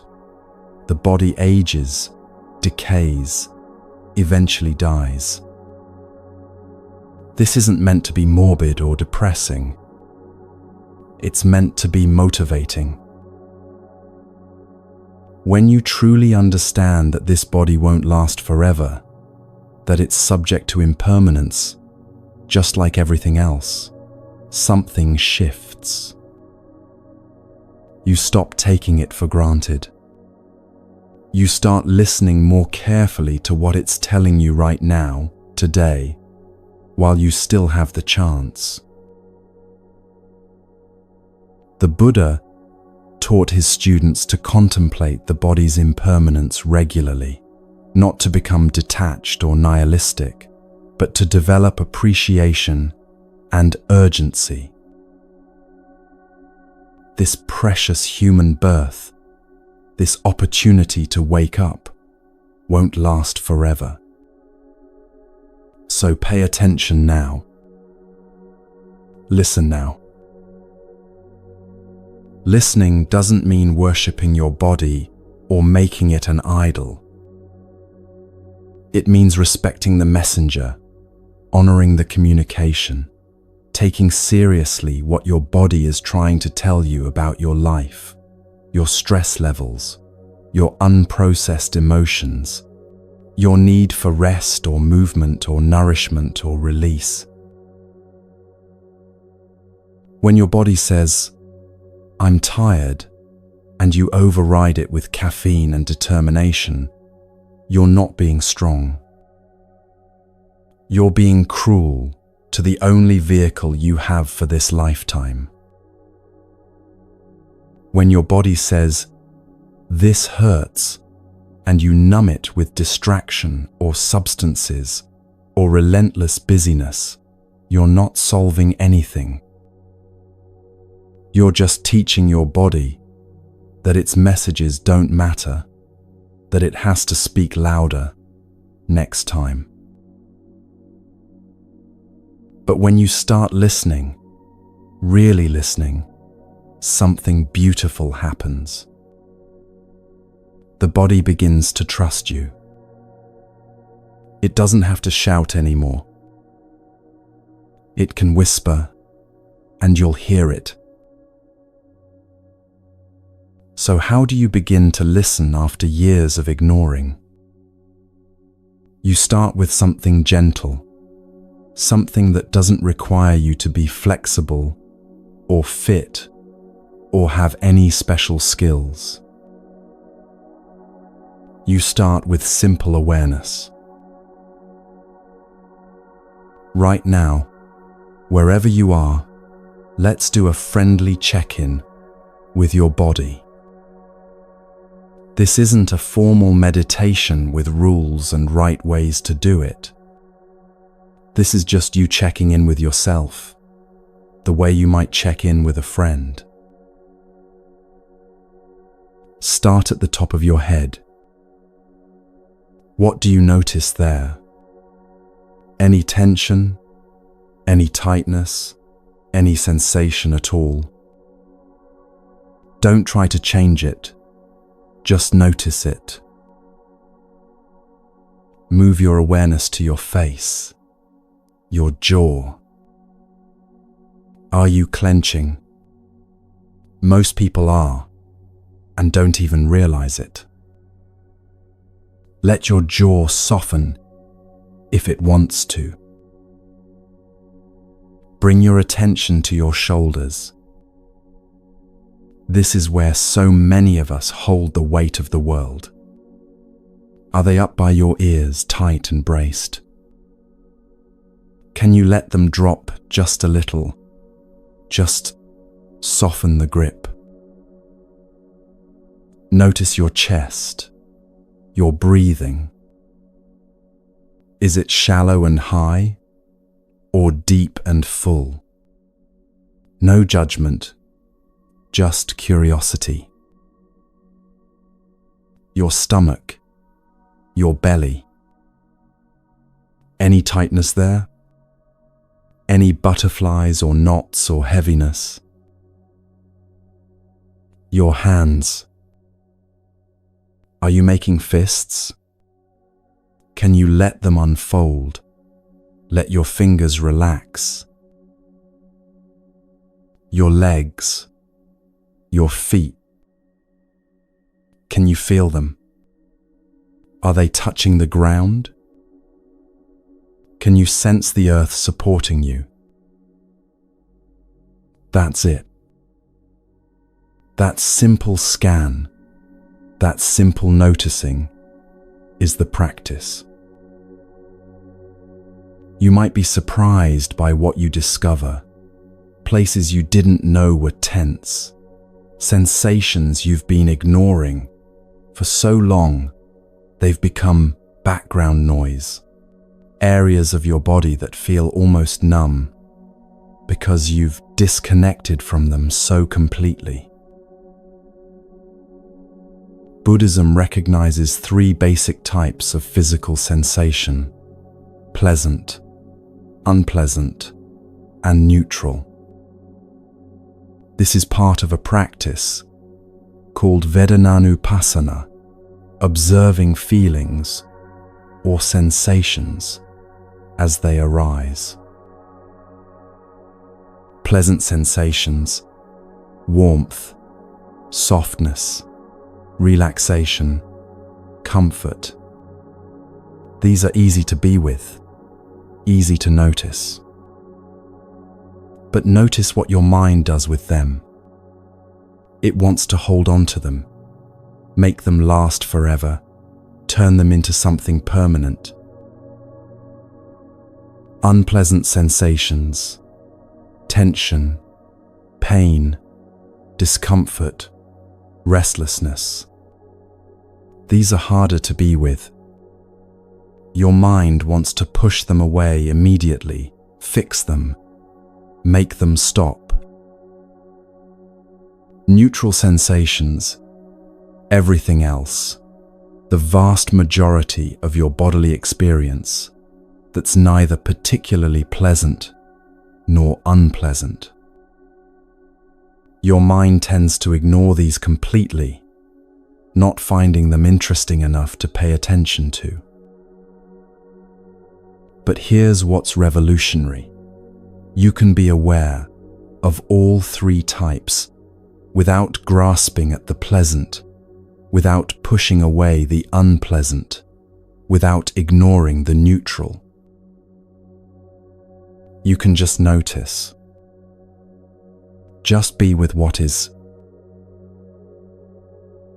There's a story about a businessman, let's call him James, who attended a silent meditation retreat, mostly because his wife insisted and he couldn't think of a good excuse.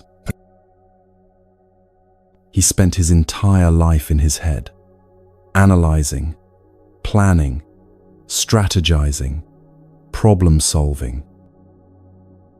His body was just the thing that carried his brain from meeting to meeting. He exercised for health, ate for fuel, slept when absolutely necessary. On the 3rd day of the retreat, during a walking meditation practice, the teacher said something simple: feel your feet on the earth. James had walked millions of steps in his life, but he'd never actually felt his feet on the earth. So he tried. He slowed way down, felt the heel of his right foot touch the ground, felt his weight shift forward, felt his toes pressing into the earth, felt his left foot lift and move forward. And suddenly, without warning, he started weeping. He felt, for the first time in decades, that he actually existed, that he was real, that he had a body, that he was connected to something solid and true, that he wasn't just a floating head full of thoughts and worries and endless mental noise. Later he described it as the most profound experience of his life, more significant than his wedding, more moving than the birth of his children, more real than any success or achievement. Because in that moment, he'd come home to himself. This is the power of simple attention. You don't need to fix anything. You don't need to be more flexible or stronger or healthier or different in any way. You just need to notice, to feel, to be present in your own physical experience. And when you do this, when you finally bring kind awareness to your body, after years of ignoring or criticizing or pushing it beyond its limits, the body responds. Tension that's been held for months or years begins to soften. Not because you forced it to, not because you tried really hard to relax, but because the body relaxes when it's finally heard, when it's finally met with gentleness instead of judgment or demand. It's like a child who's been crying for attention.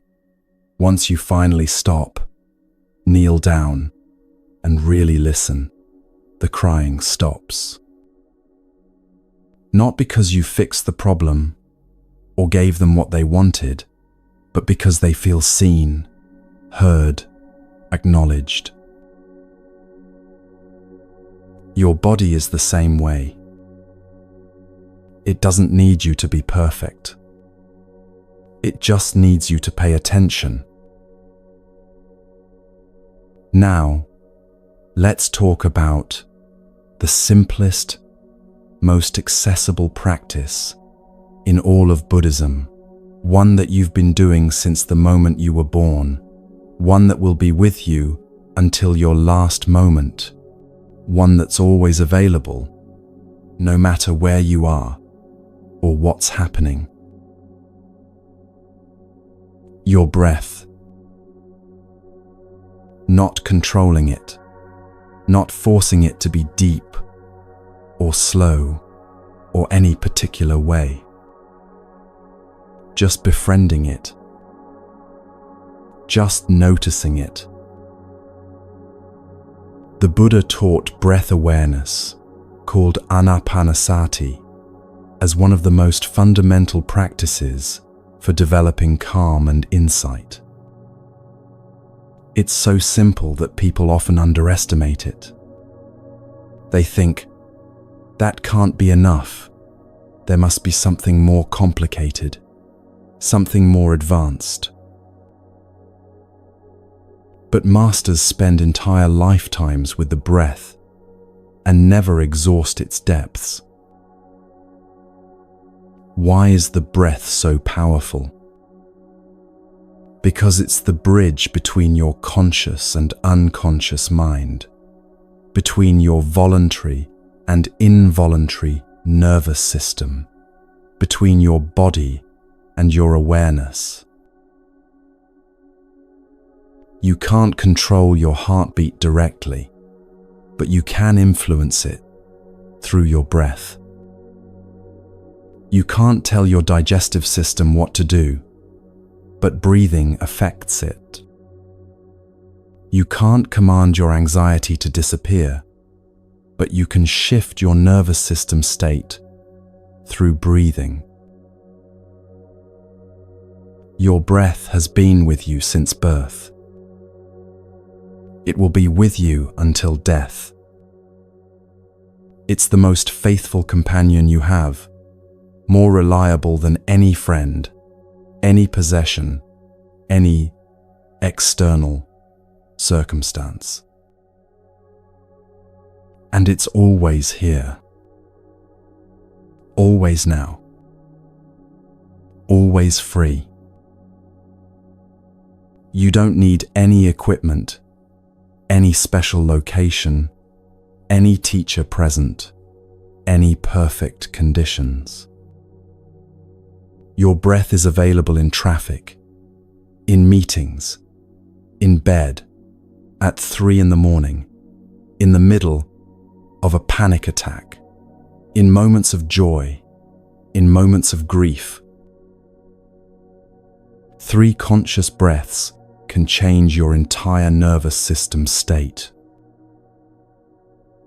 Not because breathing is magic, but because when you breathe slowly and intentionally, you send a direct signal to your vagus nerve, the main nerve of your parasympathetic nervous system, that says, "We're safe, we can rest, there's no emergency right now."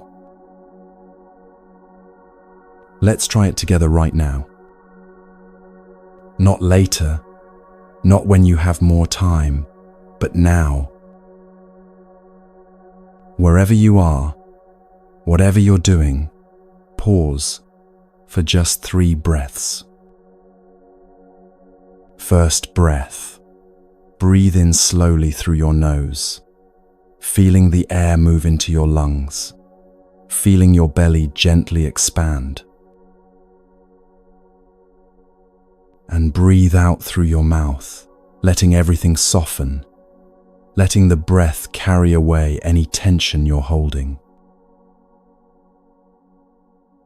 Second breath, in through your nose again, deeper this time if that feels comfortable, filling your lungs completely. And out through your mouth, slow and steady, like you're gently blowing out a candle. Third breath, one more time, breathing in all the way, feeling yourself expand with the inhale. And releasing fully, letting the exhale be just a bit longer than the inhale, letting your body sink into whatever's supporting it. Notice how you feel now compared to 3 breaths ago. Maybe just slightly different. Maybe a little more present, a little more grounded, a little less caught in the swirl of thoughts. That's the power of breath. Simple, accessible, always available. You don't need to breathe perfectly. You don't need to count to a certain number or hold it for a certain length. You just need to notice it, to be with it, to let it remind you that you're alive right now, in this moment. When anxiety starts building, when thoughts start spinning, when you feel yourself disconnecting from your body and getting lost in your head, come back to your breath. Not as a technique to manipulate your way out of discomfort, but as a way of anchoring yourself in what's real, in what's happening now, in the simple, physical fact of being alive and breathing. The breath is medicine. the simplest medicine, the deepest medicine.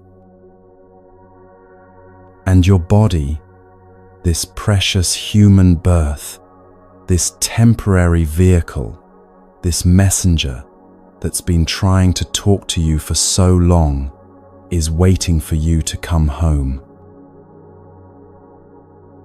You don't need to be more flexible, or more fit, or more anything.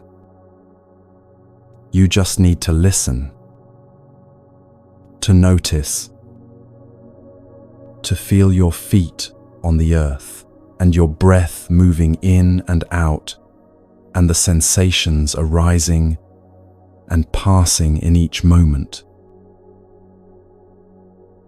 This is the third gate, returning to the body. Not as an escape from the mind, not as a way to avoid your thoughts, but as a way of becoming whole again, integrated, present in the fullness of your human experience. When you live in your head alone, anxiety has endless space to grow, endless room to build its catastrophic scenarios. But when you come back to your body, when you feel the ground beneath you and the breath moving through you, you return to what's actually happening rather than what your mind fears might happen. And what's actually happening right now, in this moment, is almost always manageable, almost always okay. Your body knows this. It's been trying to tell you. And now, finally, you're beginning to listen.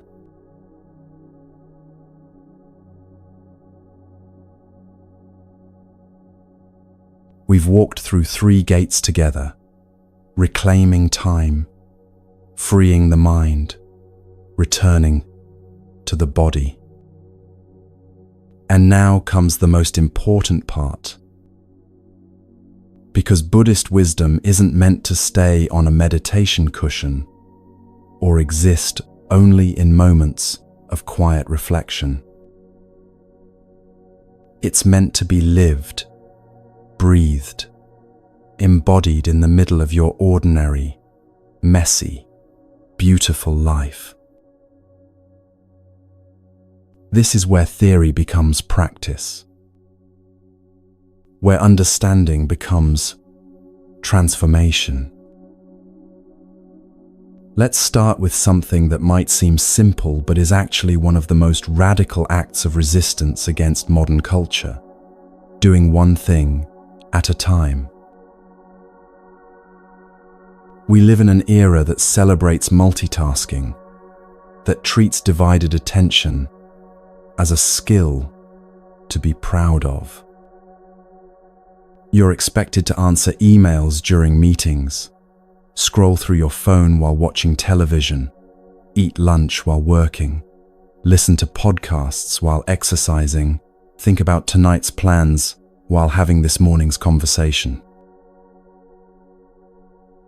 And we wonder why we're exhausted, why nothing feels satisfying, why we can't remember what we did yesterday, even though we were busy every moment.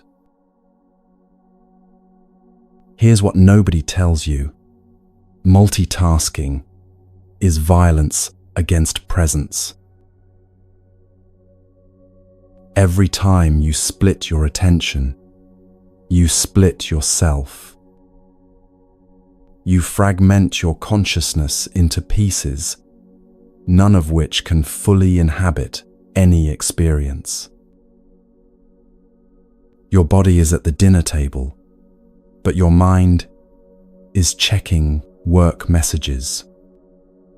Your eyes are on your child's face, but your thoughts are rehearsing tomorrow's presentation. You're physically present in 100 places, but genuinely present in none of them. Your mind split equals your life split. And when your life is split, when you're always partially here and partially somewhere else, peace becomes impossible. Because peace requires wholeness, integration, the gathering of your scattered attention back into one focused point. In Japan, there's a traditional art called chanoyu, the way of tea. It's a ceremony that can take hours, and every movement is done with complete, undivided attention. The host heats the water, not while thinking about other things, but with full presence to the sound of water beginning to boil, the steam rising, the exact moment of readiness. They whisk the tea with total focus, feeling the texture change, seeing the color deepen, hearing the rhythm of the whisk against the bowl. They serve it with a bow that contains their entire being in that gesture of offering. And the guest receives it with equal presence, feeling the warmth of the bowl in their hands, seeing the green of the tea, smelling its earthy aroma, tasting it fully, one small sip at a time. An entire life contained in one cup of tea. This isn't about being Japanese or performing ceremonies. It's about understanding something the Buddha taught 2,500 years ago, and that we've almost completely forgotten. When walking, just walk. When eating, just eat. Not walking while planning. Not eating while working. Just this. Only this. Completely this. Why does this matter for anxiety? Because divided attention creates divided peace. When you're doing 3 things at once, your nervous system can't settle. It's constantly switching gears, constantly redirecting resources, constantly in a low-grade state of emergency, trying to track multiple threads simultaneously. You might feel busy, you might feel productive, but you're also creating the perfect conditions for chronic stress and background anxiety. There's also an existential exhaustion that comes from being nowhere fully. You're at work thinking about home. You're at home thinking about work. You're with your family, but mentally reviewing your to-do list. You're on vacation, but checking email. Where are you actually? Nowhere. And that nowhereness, that constant partial presence, that perpetual sense of being between places, rather than in any place, is exhausting in a way that no amount of sleep can fix. Let me give you something practical, something you can try today. Wash one dish with complete attention. Not the whole sink full, just one dish. Feel the temperature of the water on your hands. Notice the texture of the soap, the way it bubbles and spreads. See the light reflecting off the surface of the plate as you clean it. Hear the sound of water running, of your hands moving across ceramic or glass. Feel the weight of the dish, the smoothness as food residue comes away, the satisfaction of seeing it become clean. Just one dish. Nothing else. No podcast in your ears. No phone nearby. No thoughts about what comes next. Just washing this one dish as if it's the most important thing in the world, because in this moment, it is.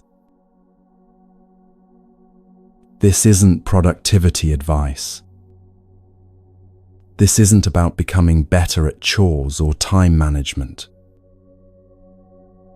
This is freedom practice. Because when you can bring your whole self to one simple task, when you can gather all your scattered attention into one focused moment, you discover something remarkable.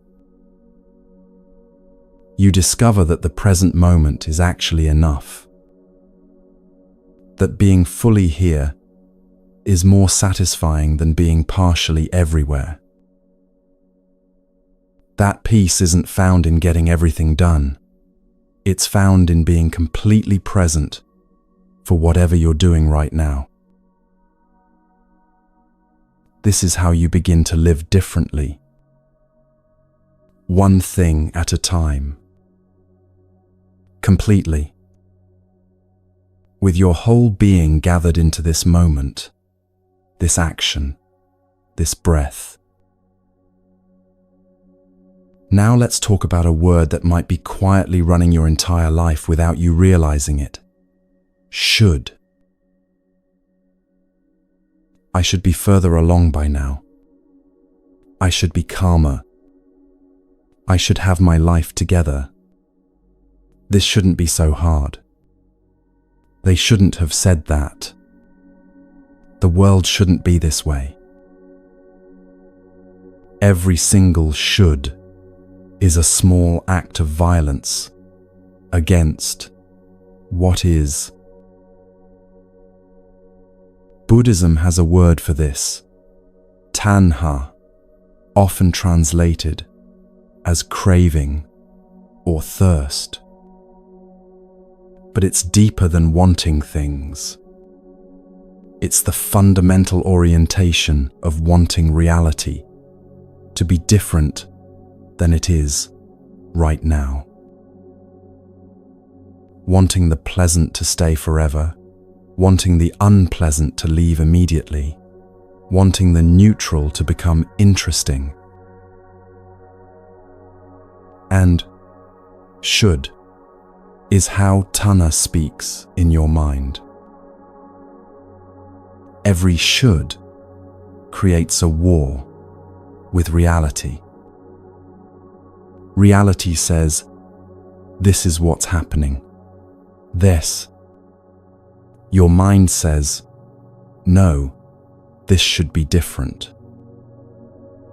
And in that gap between what is and what you think should be, suffering takes root and grows.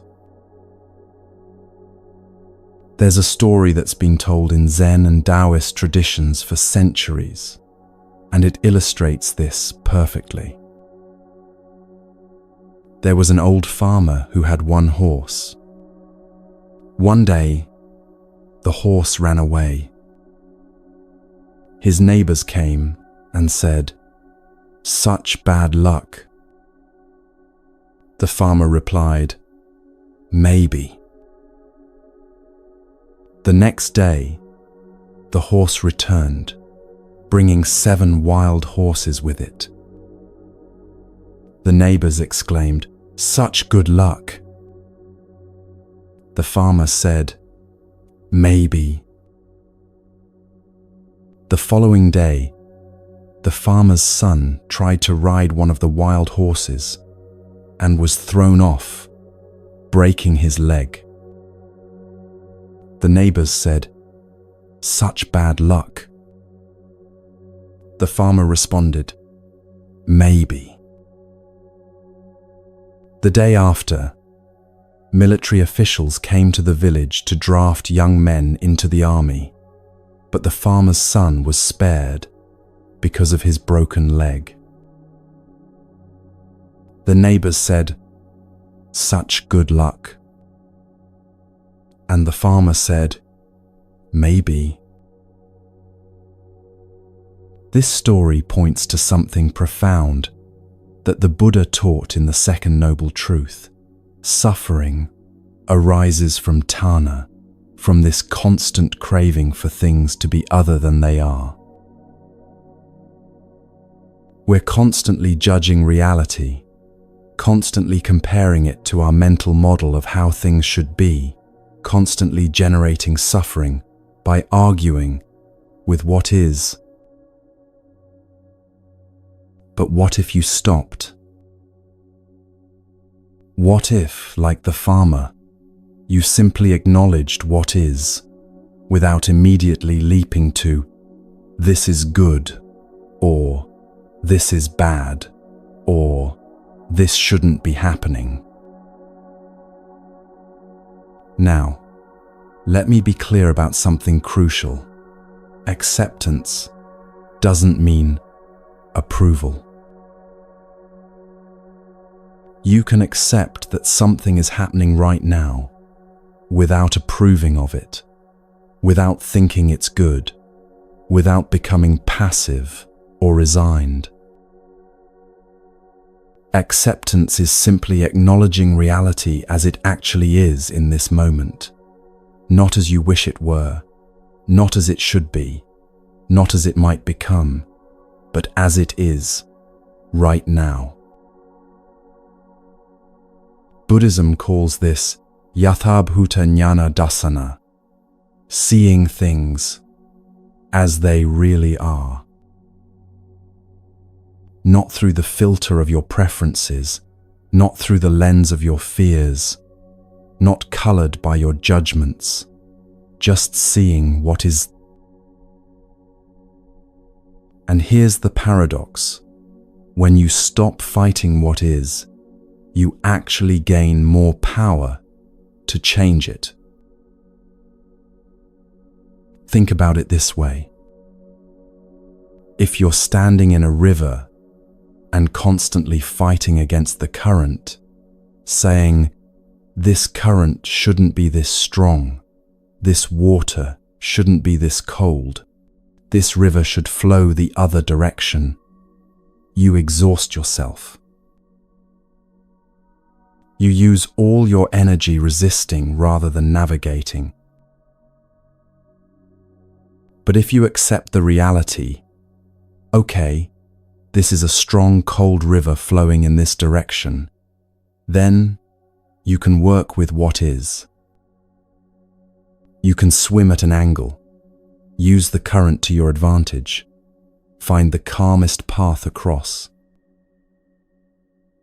Your energy goes into wise action rather than futile resistance. Ask yourself right now, what in your life are you fighting against with the word should? What situation are you in that you keep telling yourself, this shouldn't be this way? What feeling are you having that you judge with, I shouldn't feel like this? What person in your life are you resisting with, they shouldn't be the way they are? And then ask the radical question, what if you stopped fighting? Not stopped caring, not stopped acting, but stopped arguing with reality. Stop spending your precious energy on the futile task of wishing things were different before you deal with them as they actually are. From acceptance comes clarity. When you're not using all your energy fighting what is, you can see what is more clearly. And from clarity comes wise action, action that's grounded in reality rather than in how you wish reality were. This releases enormous trapped energy. Think about how much energy you spend every day arguing with reality in your mind. Traffic shouldn't be this bad. My coworker shouldn't be so difficult. I shouldn't be this anxious. The weather shouldn't be like this. My body shouldn't hurt. I should be different, better, further along. All of that is energy that could be used for living, for being present, for taking wise action, for actually responding to reality rather than fighting with it. When you release the should, when you make peace with what is, you reclaim that energy, Zen, and you discover something unexpected. Life becomes easier not because circumstances change, but because you've stopped making everything harder by resisting it first. Now let's talk about emotions, perhaps the most misunderstood aspect of human experience, and one of the primary sources of suffering. Your emotions are weather, not climate. This might be one of the most important things you learn from Buddhism, the difference between weather and climate, between temporary states and permanent identity. Right now, there's weather moving through you. Maybe it's calm and sunny. Maybe it's stormy and turbulent. Maybe it's foggy and unclear. But whatever the weather is right now, it's not who you are. It's not permanent, and it will change. The practice Buddhism teaches is called Vedananupassana, observing feelings or sensations without clinging to them. Remember when we talked about the body earlier?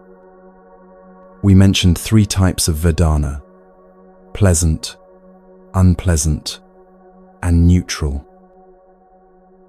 This applies to emotions too. Pleasant emotions, joy, contentment, excitement, love.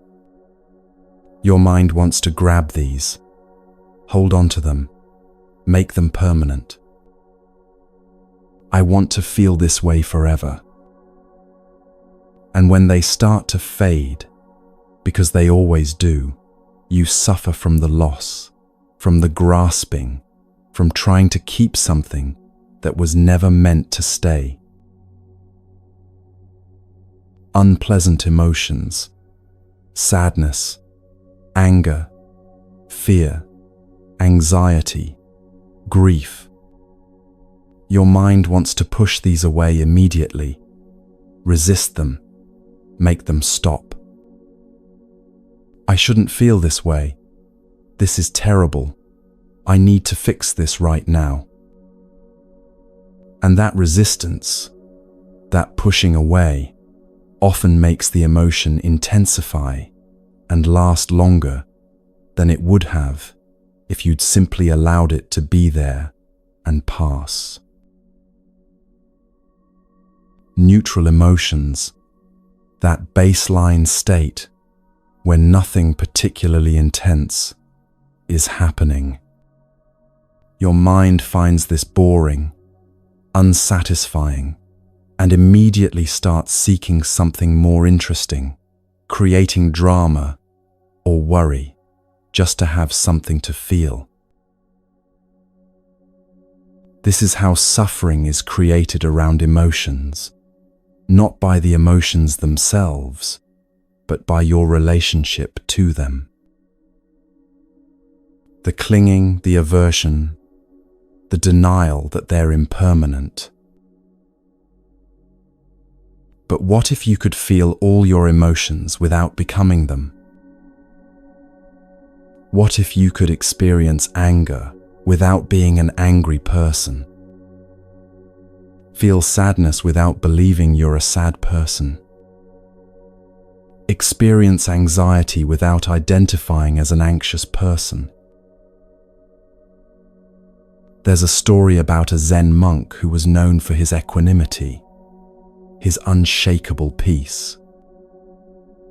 One day, a student saw him arguing with another monk, clearly frustrated, voice raised, face flushed. Later, the student approached him confused.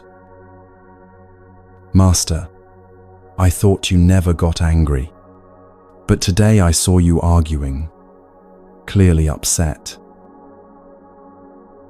The monk smiled. "I did feel anger, yes. Anger arose, moved through me, and passed. But I am not anger. I am the space in which anger can appear and disappear. The anger came like weather comes. I didn't invite it. I didn't fight it. I didn't become it. I let it move through me like wind moves through trees."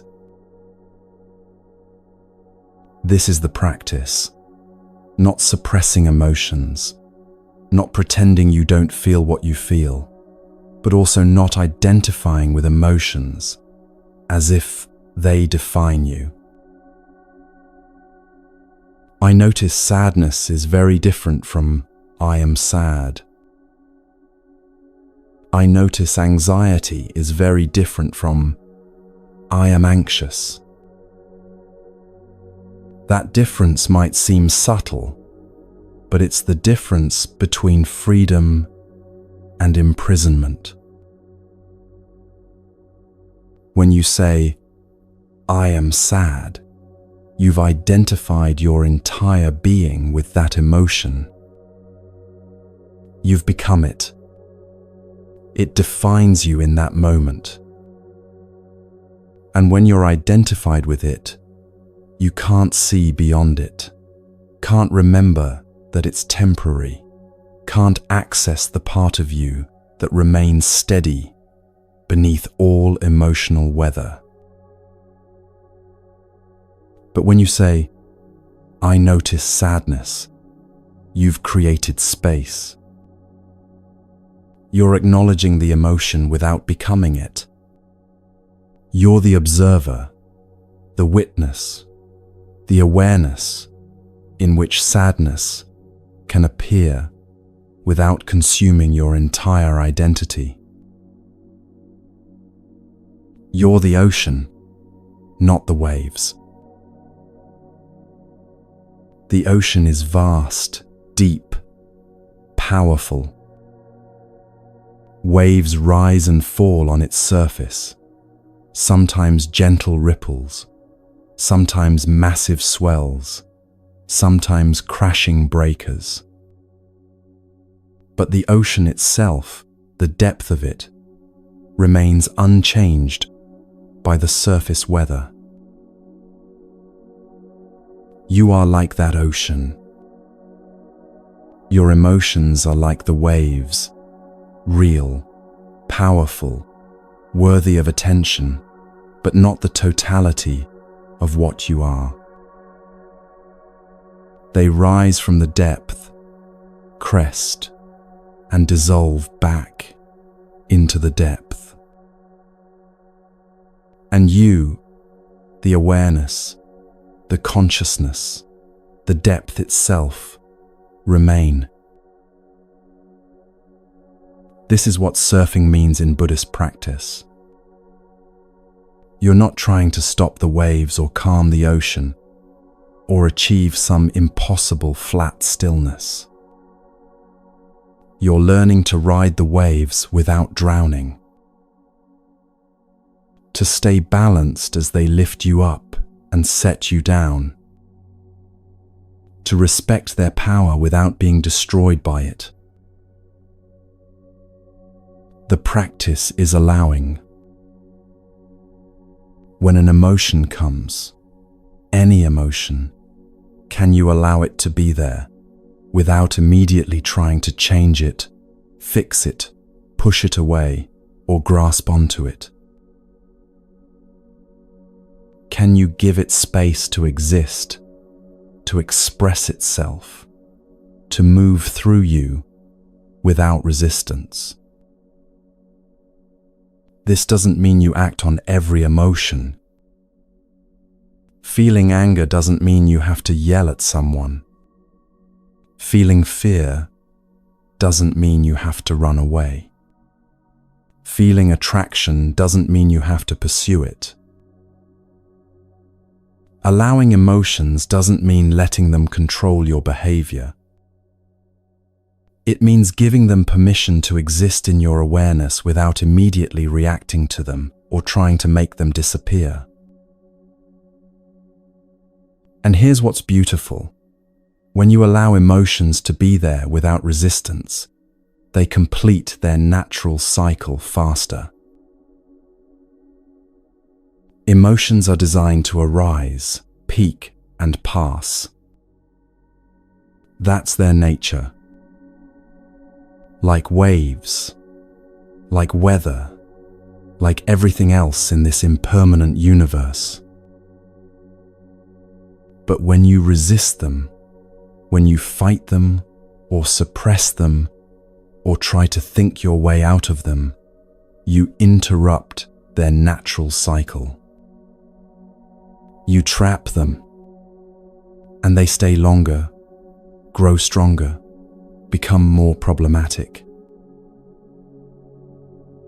When you allow them, yes, sadness, you can be here, I won't fight you, they complete their journey and naturally dissolve. They come, they peak, they pass, always. Nothing in your emotional life is permanent, except your capacity to be aware of it all. The joy you feel today will fade. Enjoy it while it's here, but don't cling to it as if it defines your worth or determines your future happiness. The sadness you feel today will also fade. Honor it, feel it. Let it teach you what it has to teach, but don't believe it will last forever or that it defines who you are. This is how you live with your emotions without being ruled by them. This is how you feel everything without being destroyed by anything. This is how you remain human, fully feeling, fully alive, without losing yourself in the storm. The weather changes, always, but you remain. And in that remaining, in that steady awareness that holds all emotions without being defined by any of them, you find a peace that doesn't depend on circumstances, a stability that exists beneath the surface turbulence, a freedom that was there all along, waiting for you to recognize it. You're not your emotions. You're not your thoughts. You're not the weather. You're the vast, spacious, unchanging awareness in which all of this appears and disappears, arises and passes, comes and goes, like waves on an infinite ocean. And that awareness, that is who you really are.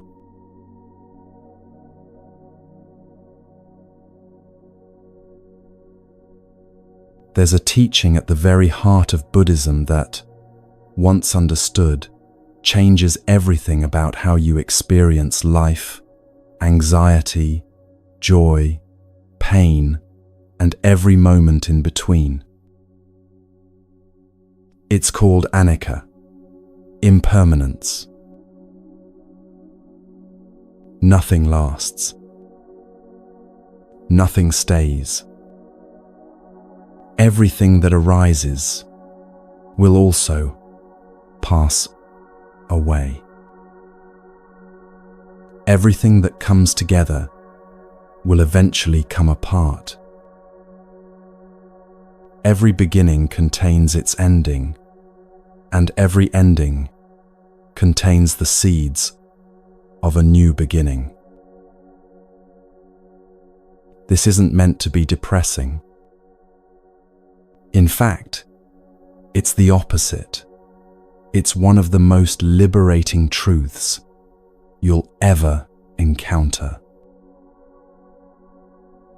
The Buddha taught what are called the 3 marks of existence, 3 characteristics that apply to absolutely everything in this universe, including you, including your anxiety, including every experience you've ever had or ever will have. The first mark is anicca, impermanence. Nothing lasts forever. Not pain, not pleasure, not this body, not this mind state, not this relationship, not this job, not this moment. Everything is in constant flux, constantly changing, constantly becoming something else. The second mark is dukkha, often translated as suffering, but more accurately understood as unsatisfactoriness. And here's the connection. Suffering arises when we cling to things that are impermanent, as if they were permanent. When we try to hold on to the pleasant moments as if they'll never end, or when we resist the unpleasant moments as if they'll last forever, we create suffering. The third mark is anatta, non-self or not self. You are not your temporary states. You are not the anxiety you feel today, the sadness that visited yesterday, the joy that might come tomorrow. These are all temporary weather patterns moving through the vast sky of your awareness. They come, they go, but the awareness itself, that which witnesses all of this, remains. These 3 marks work together, and understanding them transforms your relationship with anxiety specifically and with life in general. Let me share a story about a mother who learned this teaching not from a book or a teacher, but from watching leaves fall. Her name was Chen, and she'd been struggling with profound grief after her teenage daughter was diagnosed with a chronic illness. Every day felt heavy, impossible, like walking through mud that never ended. She was drowning in the fear of what might happen, the anger at what had happened, the desperate wish that things could go back to how they were before. One autumn afternoon, sitting in her backyard, she watched leaves falling from the old maple tree. One by one, they released their grip on the branches and drifted down, some spinning, some gliding, each one making its own unique journey to the ground. She watched a particular leaf, bright red, beautiful, still clinging to a high branch. It held on through several gusts of wind, trembling but refusing to let go. She found herself identifying with that leaf, thinking about how she was holding on too, refusing to accept what was happening, fighting against the reality of her daughter's illness. And then the leaf let go. Not because it was forced, not because it gave up, but because it was time. It released, and instead of falling with violence or tragedy, it floated, graceful, gentle, finding its way down in its own time, landing softly on the earth where it would become nourishment for the tree's roots, helping new life grow when spring came. In that moment, Chen understood something profound. Everything has its season. Everything changes. Her daughter's health had changed and would continue to change, and fighting against that change was exhausting her, preventing her from being fully present for the life that was actually happening right now. She couldn't control whether her daughter got better or worse. But she could stop clinging to how things used to be. She could stop resisting how things were now. She could, like the leaf, release her grip and trust the process, even when she couldn't see where it would lead. This is the wisdom of impermanence. It's not about giving up or becoming passive. It's about recognizing what's true, what's real, what you can and cannot control. And in that recognition, finding a different kind of peace. You know the phrase, "This too shall pass." You've probably heard it 1,000 times, maybe even said it to yourself or others. But have you really felt its truth? This too shall pass. Both the pain and the joy. That's the part people often miss. They think of impermanence only when they're suffering, as a comfort. This won't last forever. But impermanence applies to everything equally. The anxiety you're feeling right now, it will pass. The joy you felt last week, that passed too.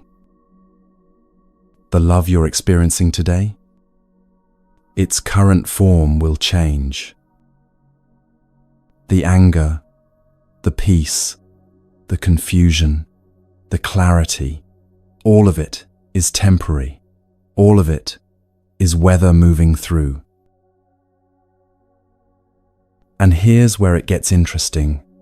When you truly understand this, when you feel it in your bones, you stop clinging so desperately to the good and resisting so violently against the bad.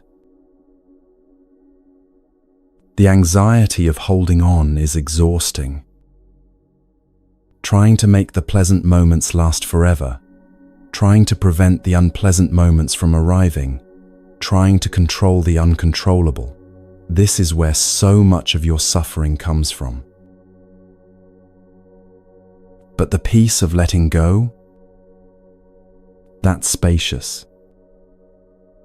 That's relief. When you stop trying to freeze time around the good moments and stop trying to fast forward through the difficult ones, you can finally be present for your actual life as it unfolds, moment by moment, breath by breath.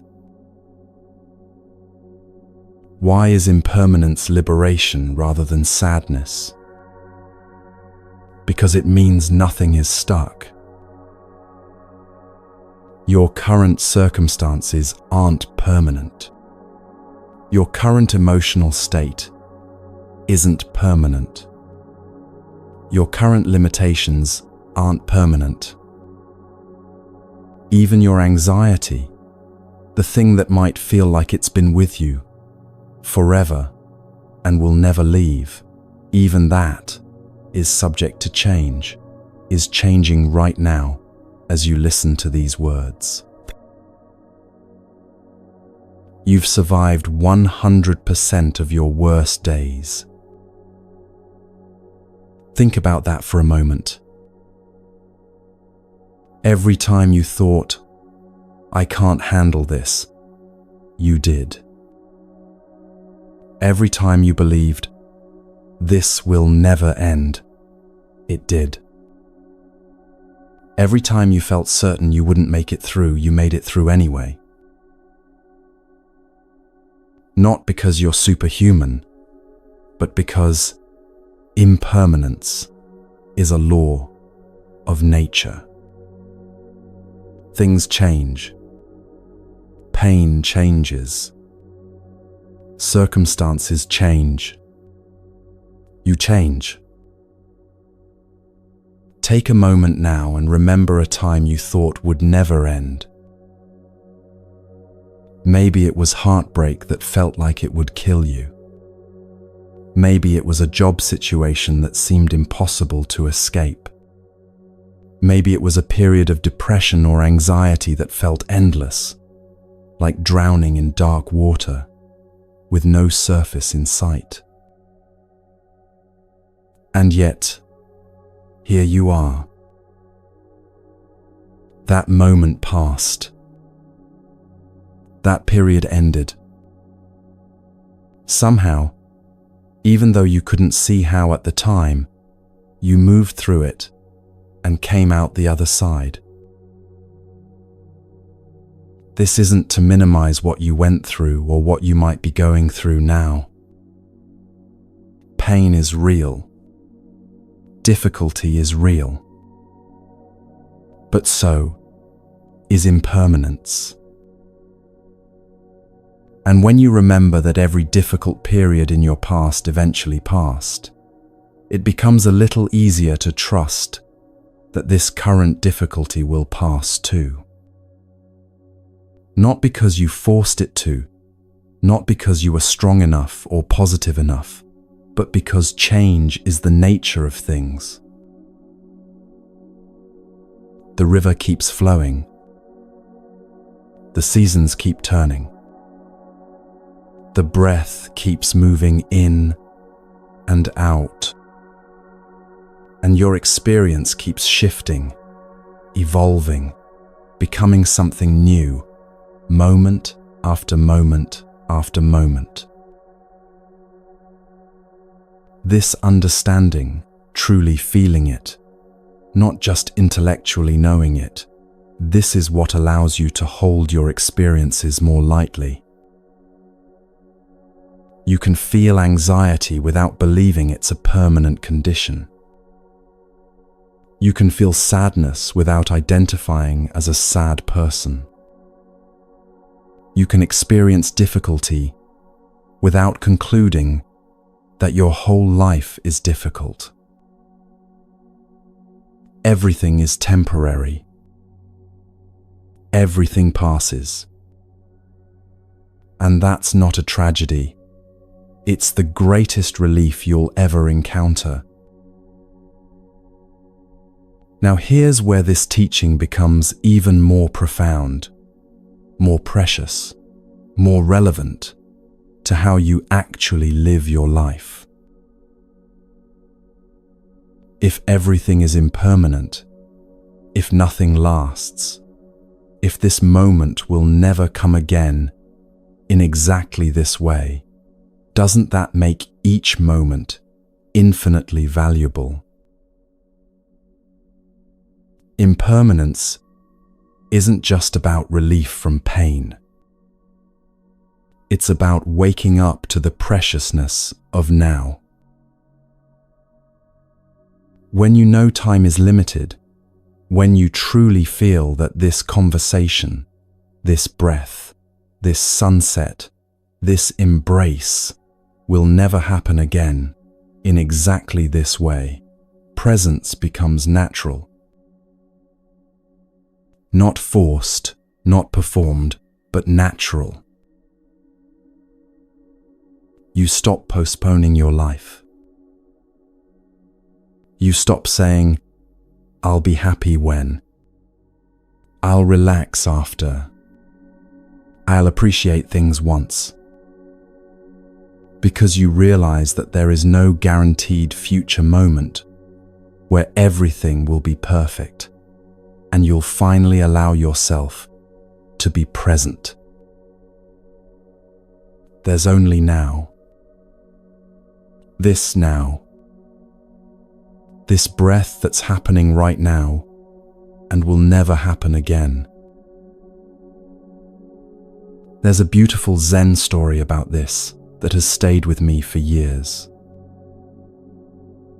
An elderly grandmother was dying, and her family gathered around her bed, crying, holding her hands, devastated at the thought of losing her. In her final days, the hospice worker asked if there was anything she wanted, anything that would bring her comfort. The grandmother smiled and said, "I would like a cup of green tea." So they brought her tea, helped her sit up, placed the warm cup in her trembling hands. And she drank it so slowly, so completely, savoring every sip as if it contained the entire universe. Afterwards, she set down the cup, looked at her family with clear, peaceful eyes and said, "That was the best cup of tea I ever had." Her daughter asked, "Why was it so special?" And the grandmother replied, "Because I knew it was my last. So I really tasted it." This isn't morbid, it's awake. The grandmother wasn't depressed by the knowledge of her impending death. She was awakened by it. It made her present for the tea in a way she might never have been otherwise. You don't have to be dying to live this way. You just have to remember that everything is dying, everything is temporary, including you, including this moment, including the people you love, and the life you're living right now.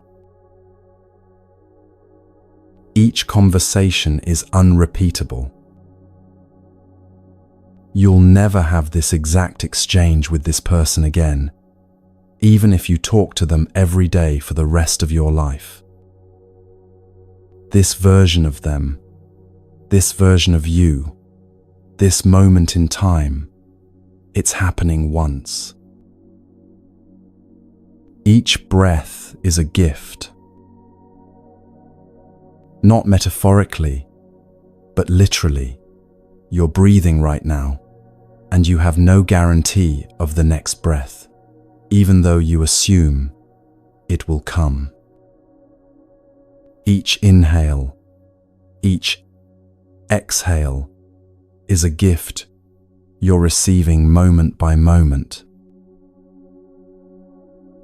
When you understand impermanence deeply, gratitude becomes effortless.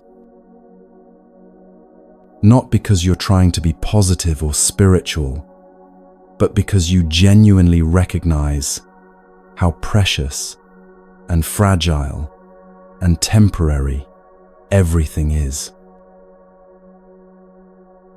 Let me ask you something right now, and really take a moment to consider it. What are you grateful for right now? Not what should you be grateful for, according to someone else's standards, not what you're supposed to appreciate, but what actually touches your heart in this moment. Maybe it's something big, your health, your loved ones, a roof over your head. Maybe it's something small, the softness of the blanket you're wrapped in, the sound of rain outside, the fact that you have time to listen to this right now. Whatever it is, let yourself feel it for a moment. Not just think about it, but feel the appreciation in your body, in your heart. And then remember, this thing you're grateful for is also impermanent. It won't last forever in its current form, which makes it even more precious, doesn't it? This is the practice, holding everything lightly, but appreciating it deeply. Knowing it will change while loving it as it is. Not clinging out of fear of loss, but cherishing because of the reality of loss.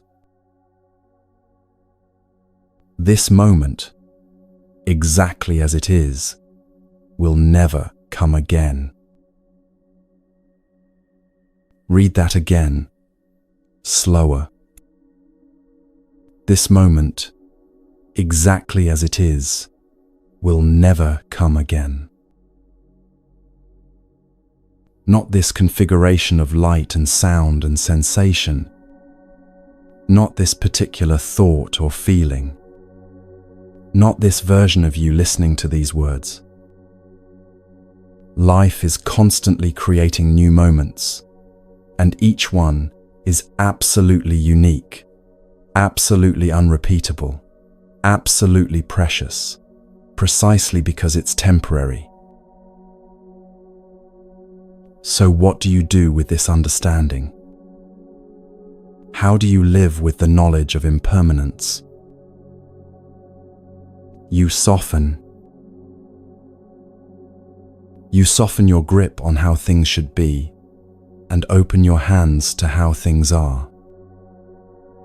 You soften your resistance to change and become more flexible, more flowing, more like water that adapts to whatever container it finds itself in. You soften into the preciousness of now. Not in a desperate way, not trying to squeeze every drop of meaning out of each moment until you're exhausted, but in a gentle way, just being here, just noticing, just appreciating that you're alive right now, that you can feel and think and breathe and experience this extraordinary thing called existence.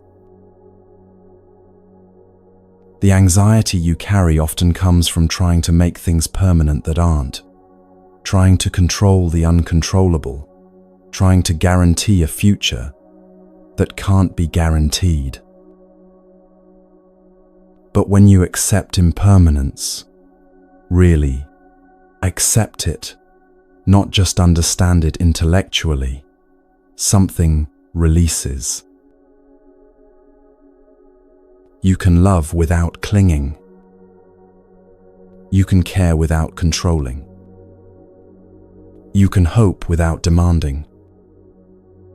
You can live fully while holding it all lightly, knowing that nothing lasts, and that's exactly what makes it beautiful. The cherry blossoms are treasured in Japan not despite their brief bloom, but because of it. They last only a week or two, and people gather from all over to witness them, to sit beneath them, to appreciate their fleeting beauty. If cherry blossoms bloomed year-round, would anyone notice them? Would anyone plan trips to see them, write poems about them, weep at their beauty? It's the impermanence that makes them precious. And your life is the same. These days, these hours, these moments with the people you love, these experiences you're having right now, they're precious precisely because they won't last forever. So what are you waiting for? What appreciation are you postponing until later? What presence are you delaying until circumstances are perfect? What love are you holding back until you're sure? Later might not come. Perfect might never arrive. Certainty doesn't exist. But now is here. Imperfect, uncertain, temporary, absolutely precious now is here. And you have a choice in this moment and in every moment to be fully here for it, or to continue postponing your life until some imaginary future moment when everything aligns just right. The wisdom of impermanence teaches you that the time to live is now. Not because you might die tomorrow, but because this moment is the only one that actually exists. Yesterday is gone, tomorrow hasn't arrived, and this moment, this precious, fleeting, unrepeatable moment, is all you ever really have. So take a breath. A full, conscious, appreciative breath. Feel the air moving in. Feel it moving out. Feel yourself here, alive, present. This breath will never happen again. This version of you will never exist again. This moment of awareness is completely unique in the history of the universe. That's not pressure. That's not meant to make you anxious about missing out or doing it wrong. It's an invitation to wake up, to be here, to let the preciousness of impermanence soften you into deeper presence, deeper appreciation, deeper love for this temporary, beautiful, constantly changing life you've been given. Everything passes. The pain passes. The joy passes. This moment passes. And that's not sad. That's the great relief, the great liberation, the great invitation to stop waiting and start living. Right now, right here, in this impermanent, precious, absolutely unrepeatable moment.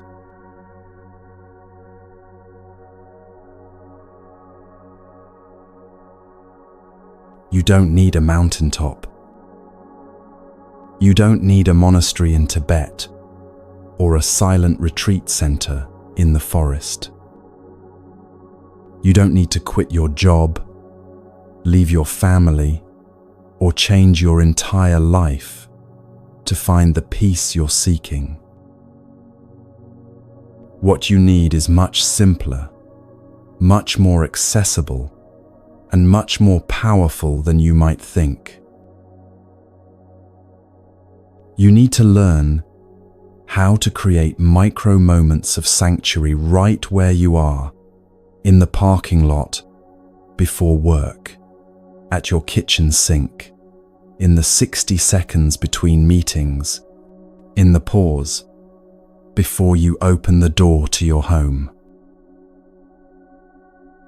These tiny moments of intentional silence, these brief returns to stillness, these sacred pauses in the middle of ordinary life, this is where your practice actually lives.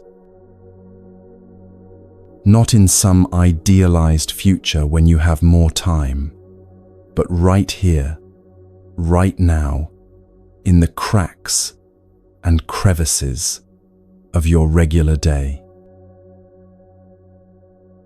Buddhism calls the practice of calming the mind samatha, and while people often think of it as formal meditation, sitting cross-legged on a cushion for hours, the real practice is bringing that quality of calm into your everyday life.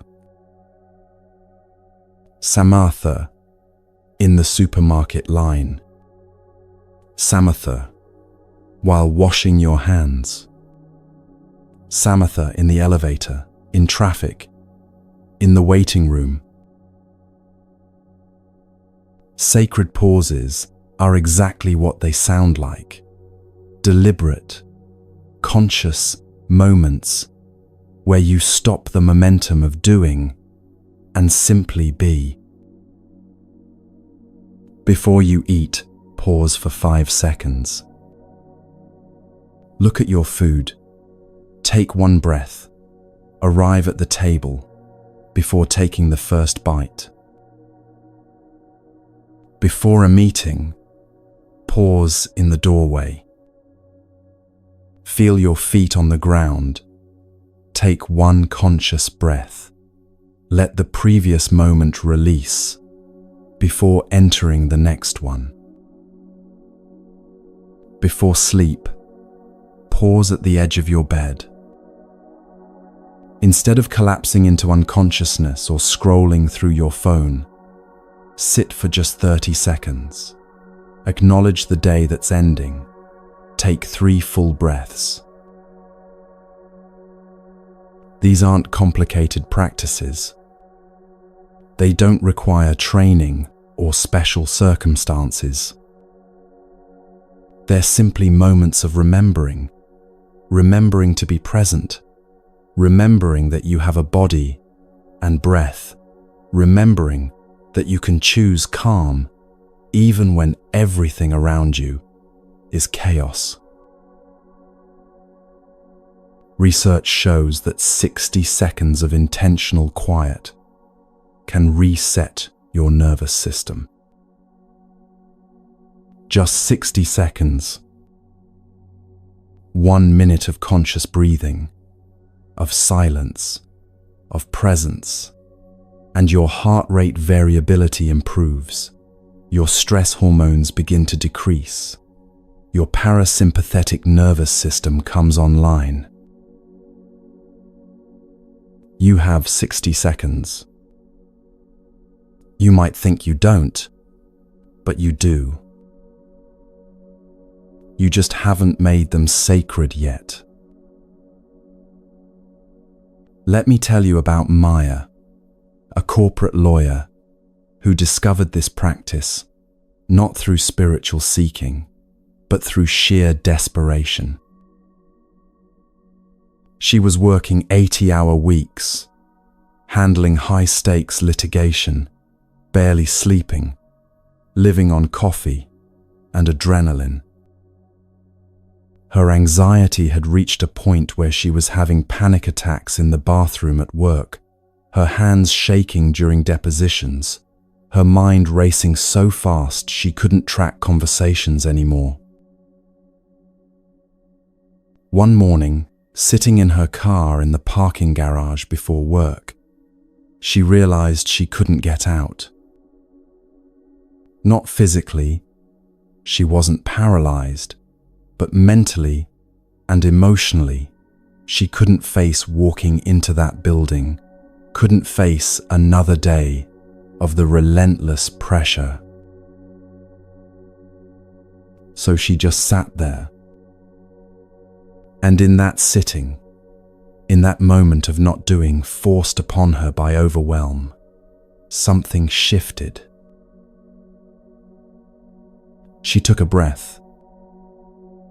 Not a deep, dramatic breath, just a normal one, but she noticed it.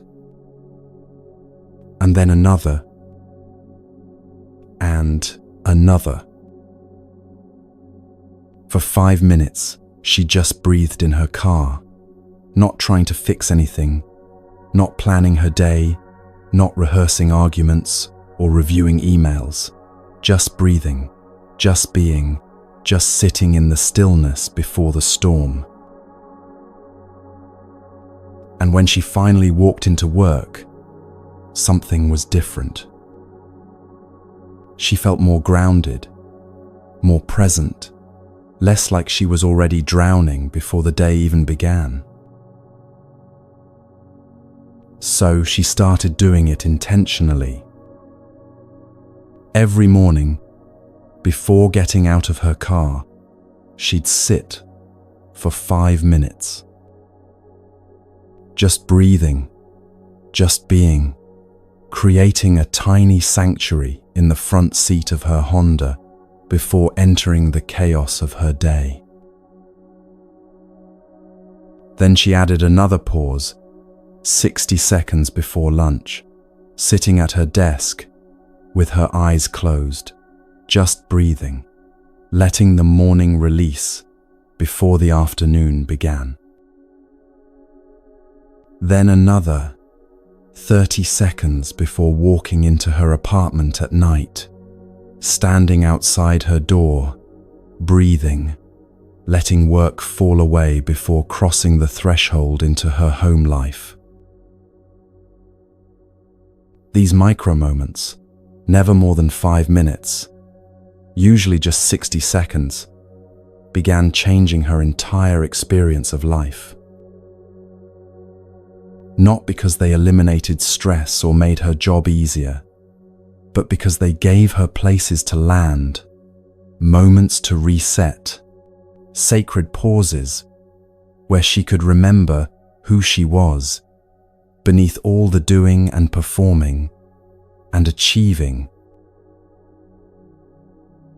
Within 3 months, her panic attacks had stopped. Not because she'd changed jobs or circumstances, but because she'd changed her relationship to those circumstances. She'd created sanctuary not by escaping her life, but by bringing moments of stillness into the middle of it. You can do this too. Starting today. Choose one transition in your day, one moment where you move from one thing to another. Waking to getting out of bed, arriving at work to entering the building, finishing work to starting dinner, turning off the light to closing your eyes for sleep. And in that transition, pause. Just for 30 seconds, just for 3 breaths, create a micro moment of sanctuary. You don't need to do it perfectly. You don't need to feel immediately calm or enlightened or different. You just need to do it, to pause, to breathe, to remember that you're here, that you're alive, that you can access stillness even in the middle of motion. These moments accumulate like drops of water filling an ocean. One pause doesn't seem like much, but one pause every day for a week, then a month, then a year, You're training your nervous system, training your mind, training your entire being to know that stillness is available, that peace is accessible, that sanctuary isn't a place you have to travel to, but a quality of attention you can cultivate anywhere.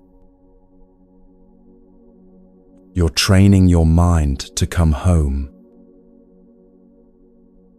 Home to your body, home to your breath, home to the present moment, home to the awareness that's been here all along, underneath all the noise and rushing and worry. This is how you build a practice that actually lasts, not by making grand commitments you can't keep, not by trying to meditate for an hour every morning when you barely have 10 minutes, but by planting small seeds of stillness throughout your day. Seeds that grow, that root down, that eventually transform the entire landscape of your inner life.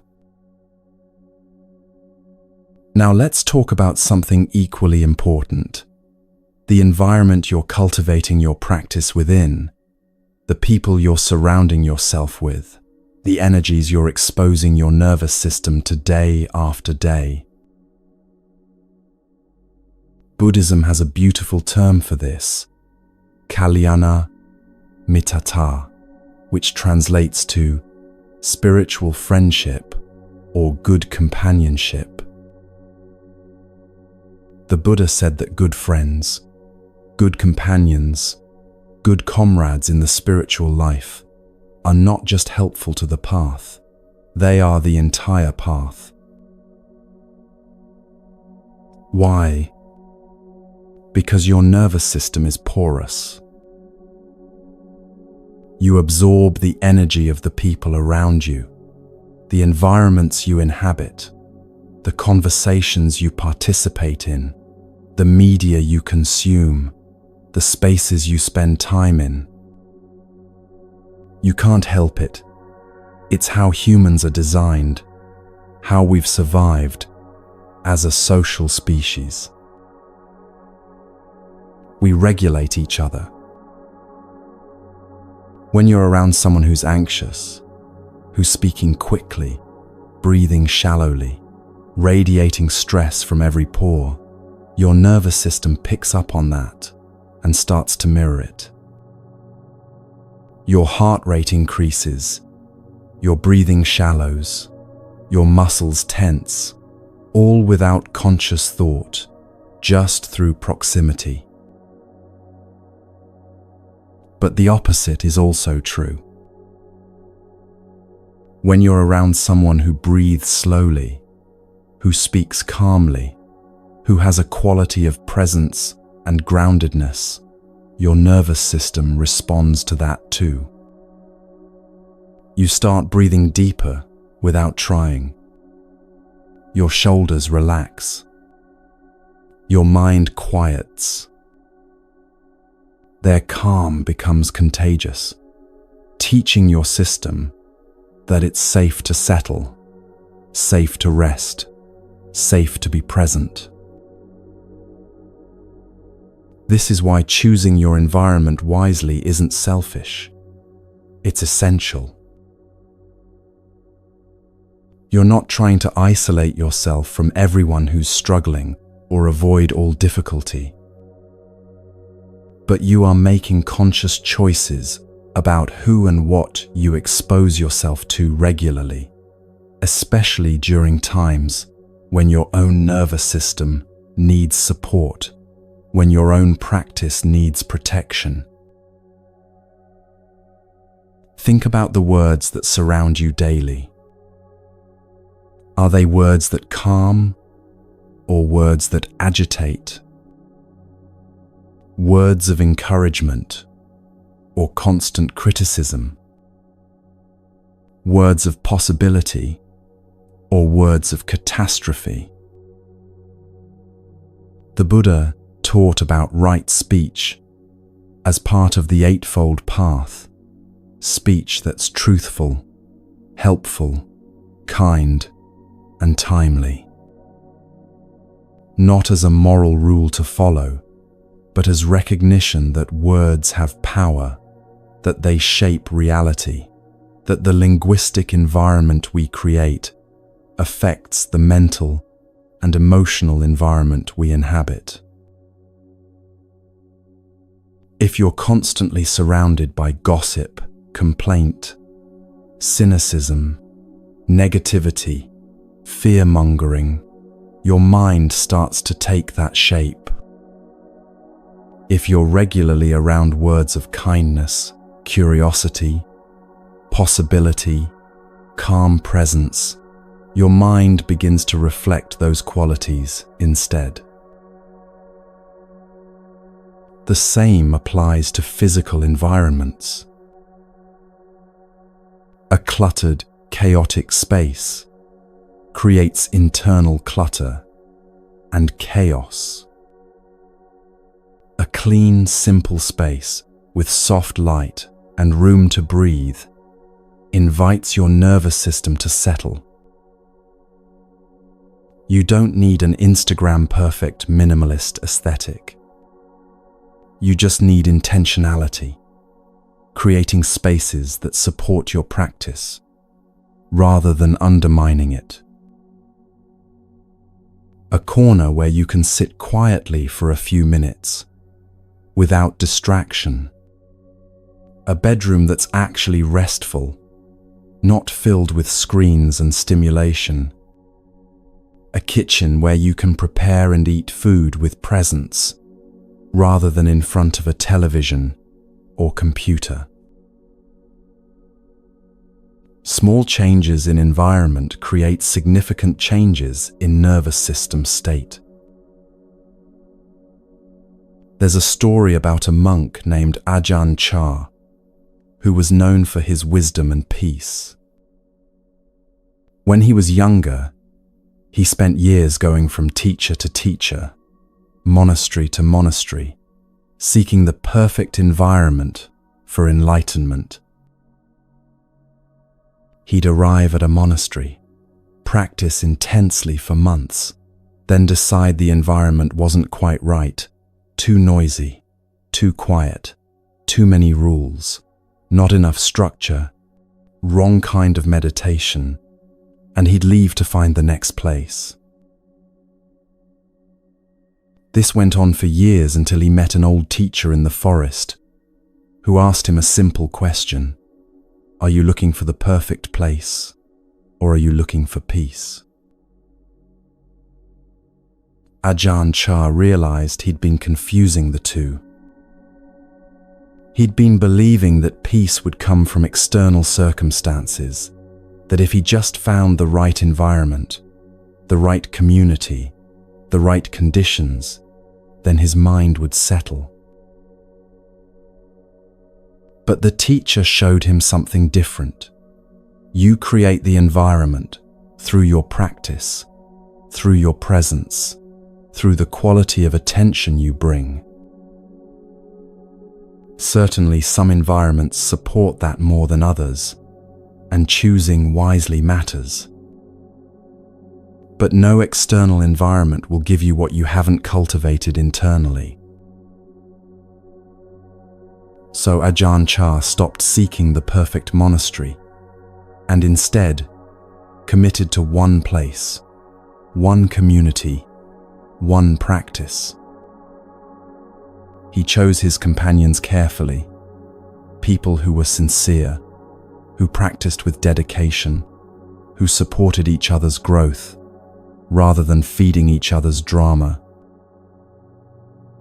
He cultivated right speech, right environment, right companionship, not as rules, but as recognition that these things matter.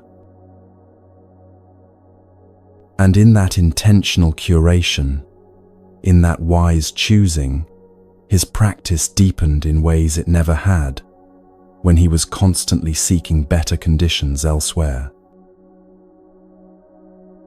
You can do the same.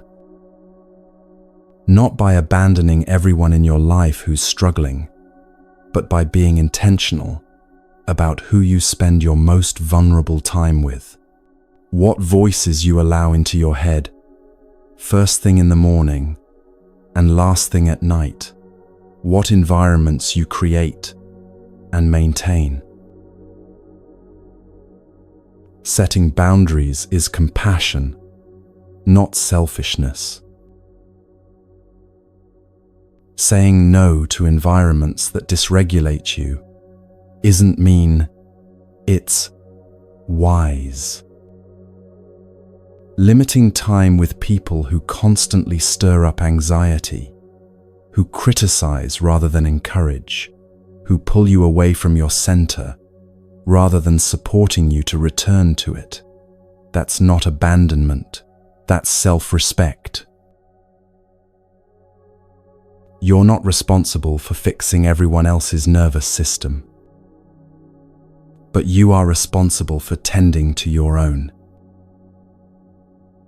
And when you surround yourself with calm people, calm spaces, calm words, calm practices, you're teaching your system what calm feels like, giving it permission to settle, showing it that peace is possible, that presence is natural, that you don't have to live in constant high alert just because the world is chaotic. Calm is contagious, but so is chaos. Choose wisely what you want to catch. Now we come to perhaps the most important teaching of all, one that brings together everything we've explored over these hours together. Just before the Buddha died, his students gathered around him, devastated, asking what they should do without him, who would guide them, where they should turn for wisdom. And he said something that's been passed down for 2,500 years. Atta Deepa. Be a lamp unto yourself. Or as it's sometimes translated, be your own light. This wasn't dismissive or distant. It was the deepest teaching he could give, that the guidance you seek, the peace you long for, the clarity you need, it's not outside you. It has never been outside you. When the outer world is chaos, and it often is, inner stability is not just possible, it's your birthright. You're not creating sanctuary through these practices. You're recognizing that you are the sanctuary. You are the space of awareness in which all experience arises and passes. You are the stillness that holds the storm, the sky that contains all weather, the light that illuminates everything without being dimmed by anything. This isn't self-help affirmation. This isn't positive thinking or manifesting or trying to convince yourself of something that's not true. This is seeing what's always been true, what you've simply forgotten or never been taught to recognize. You are not the storm of thoughts swirling through your mind. You are the awareness that can observe the storm. You are not the waves of emotion rising and falling.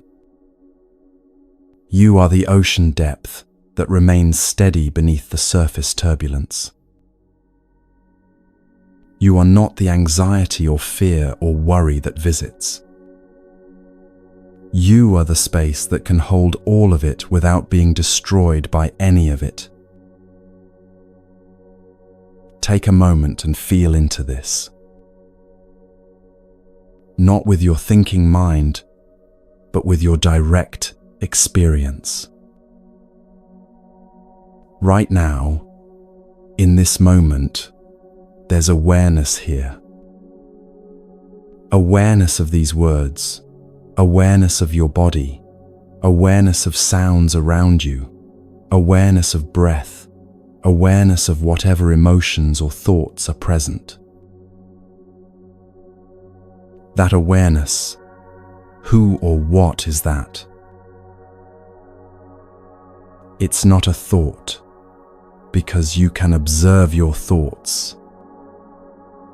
It's not an emotion, because you can feel emotions arise within it. It's not your body, because you can sense your body as an object of awareness.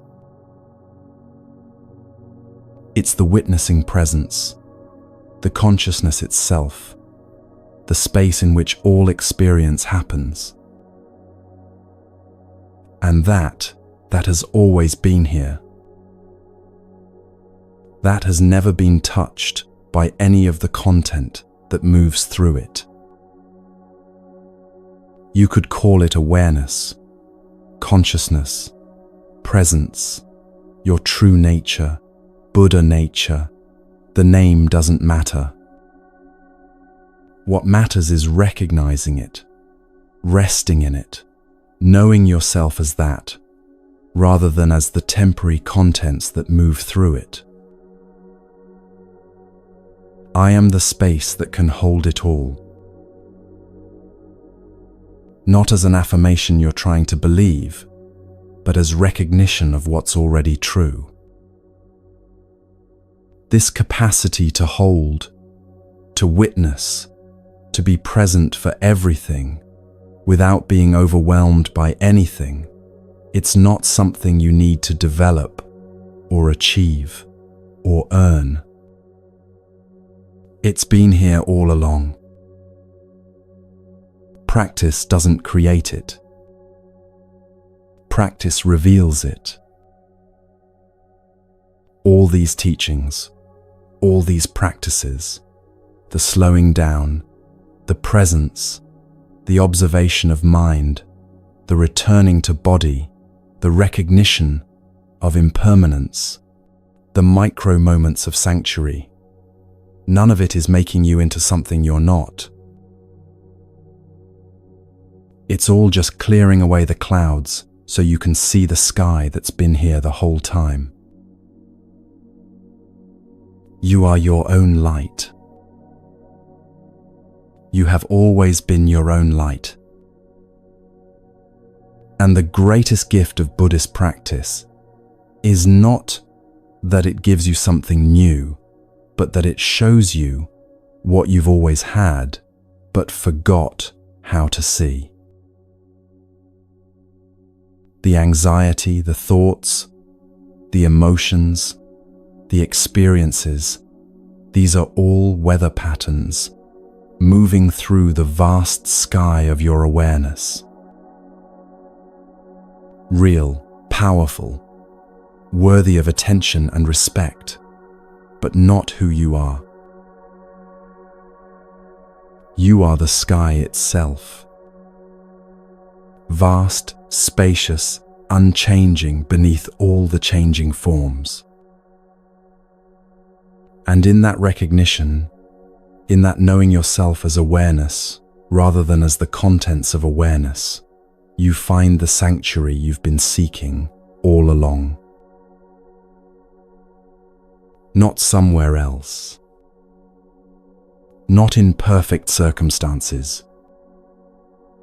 Not when everything is finally calm. Right here. Right now. In the midst of whatever is happening, you are the space that can hold it all. You always have been. And you always will be.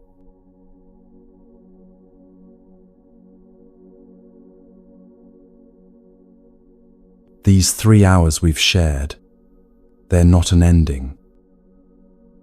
They're a beginning. Today is day 1 not the only day. The real practice doesn't happen while listening. It happens in your living, in your choices, in the moments when you remember to pause, to breathe, to return to yourself. The Buddha's final words to his students were, "Be a light unto yourself." You already have everything you need. The peace, the clarity, the capacity to hold it all. It's been inside you all along. And when anxiety returns, and it will, because you're human, know this. It's not failure. It's opportunity to practice, to remember what you've learned, to return to center one more time. Each return strengthens you. You're not going in circles. You're spiraling upward, growing, evolving, becoming more yourself with each practice. Be gentle with yourself on this journey.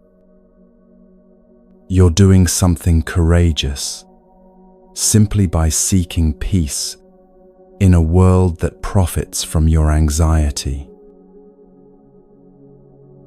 Thank you for trusting this time with me. Know that you can return here whenever you need, whenever you want to remember. The Buddha taught something I want to leave with you. Peace comes from within. Do not seek it without. If this resonated with you, leave a simple comment, maybe just the words, "I am calm," and know you're part of a community, all of us breathing through this together. May you be peaceful. May you be present. May you remember who you truly are.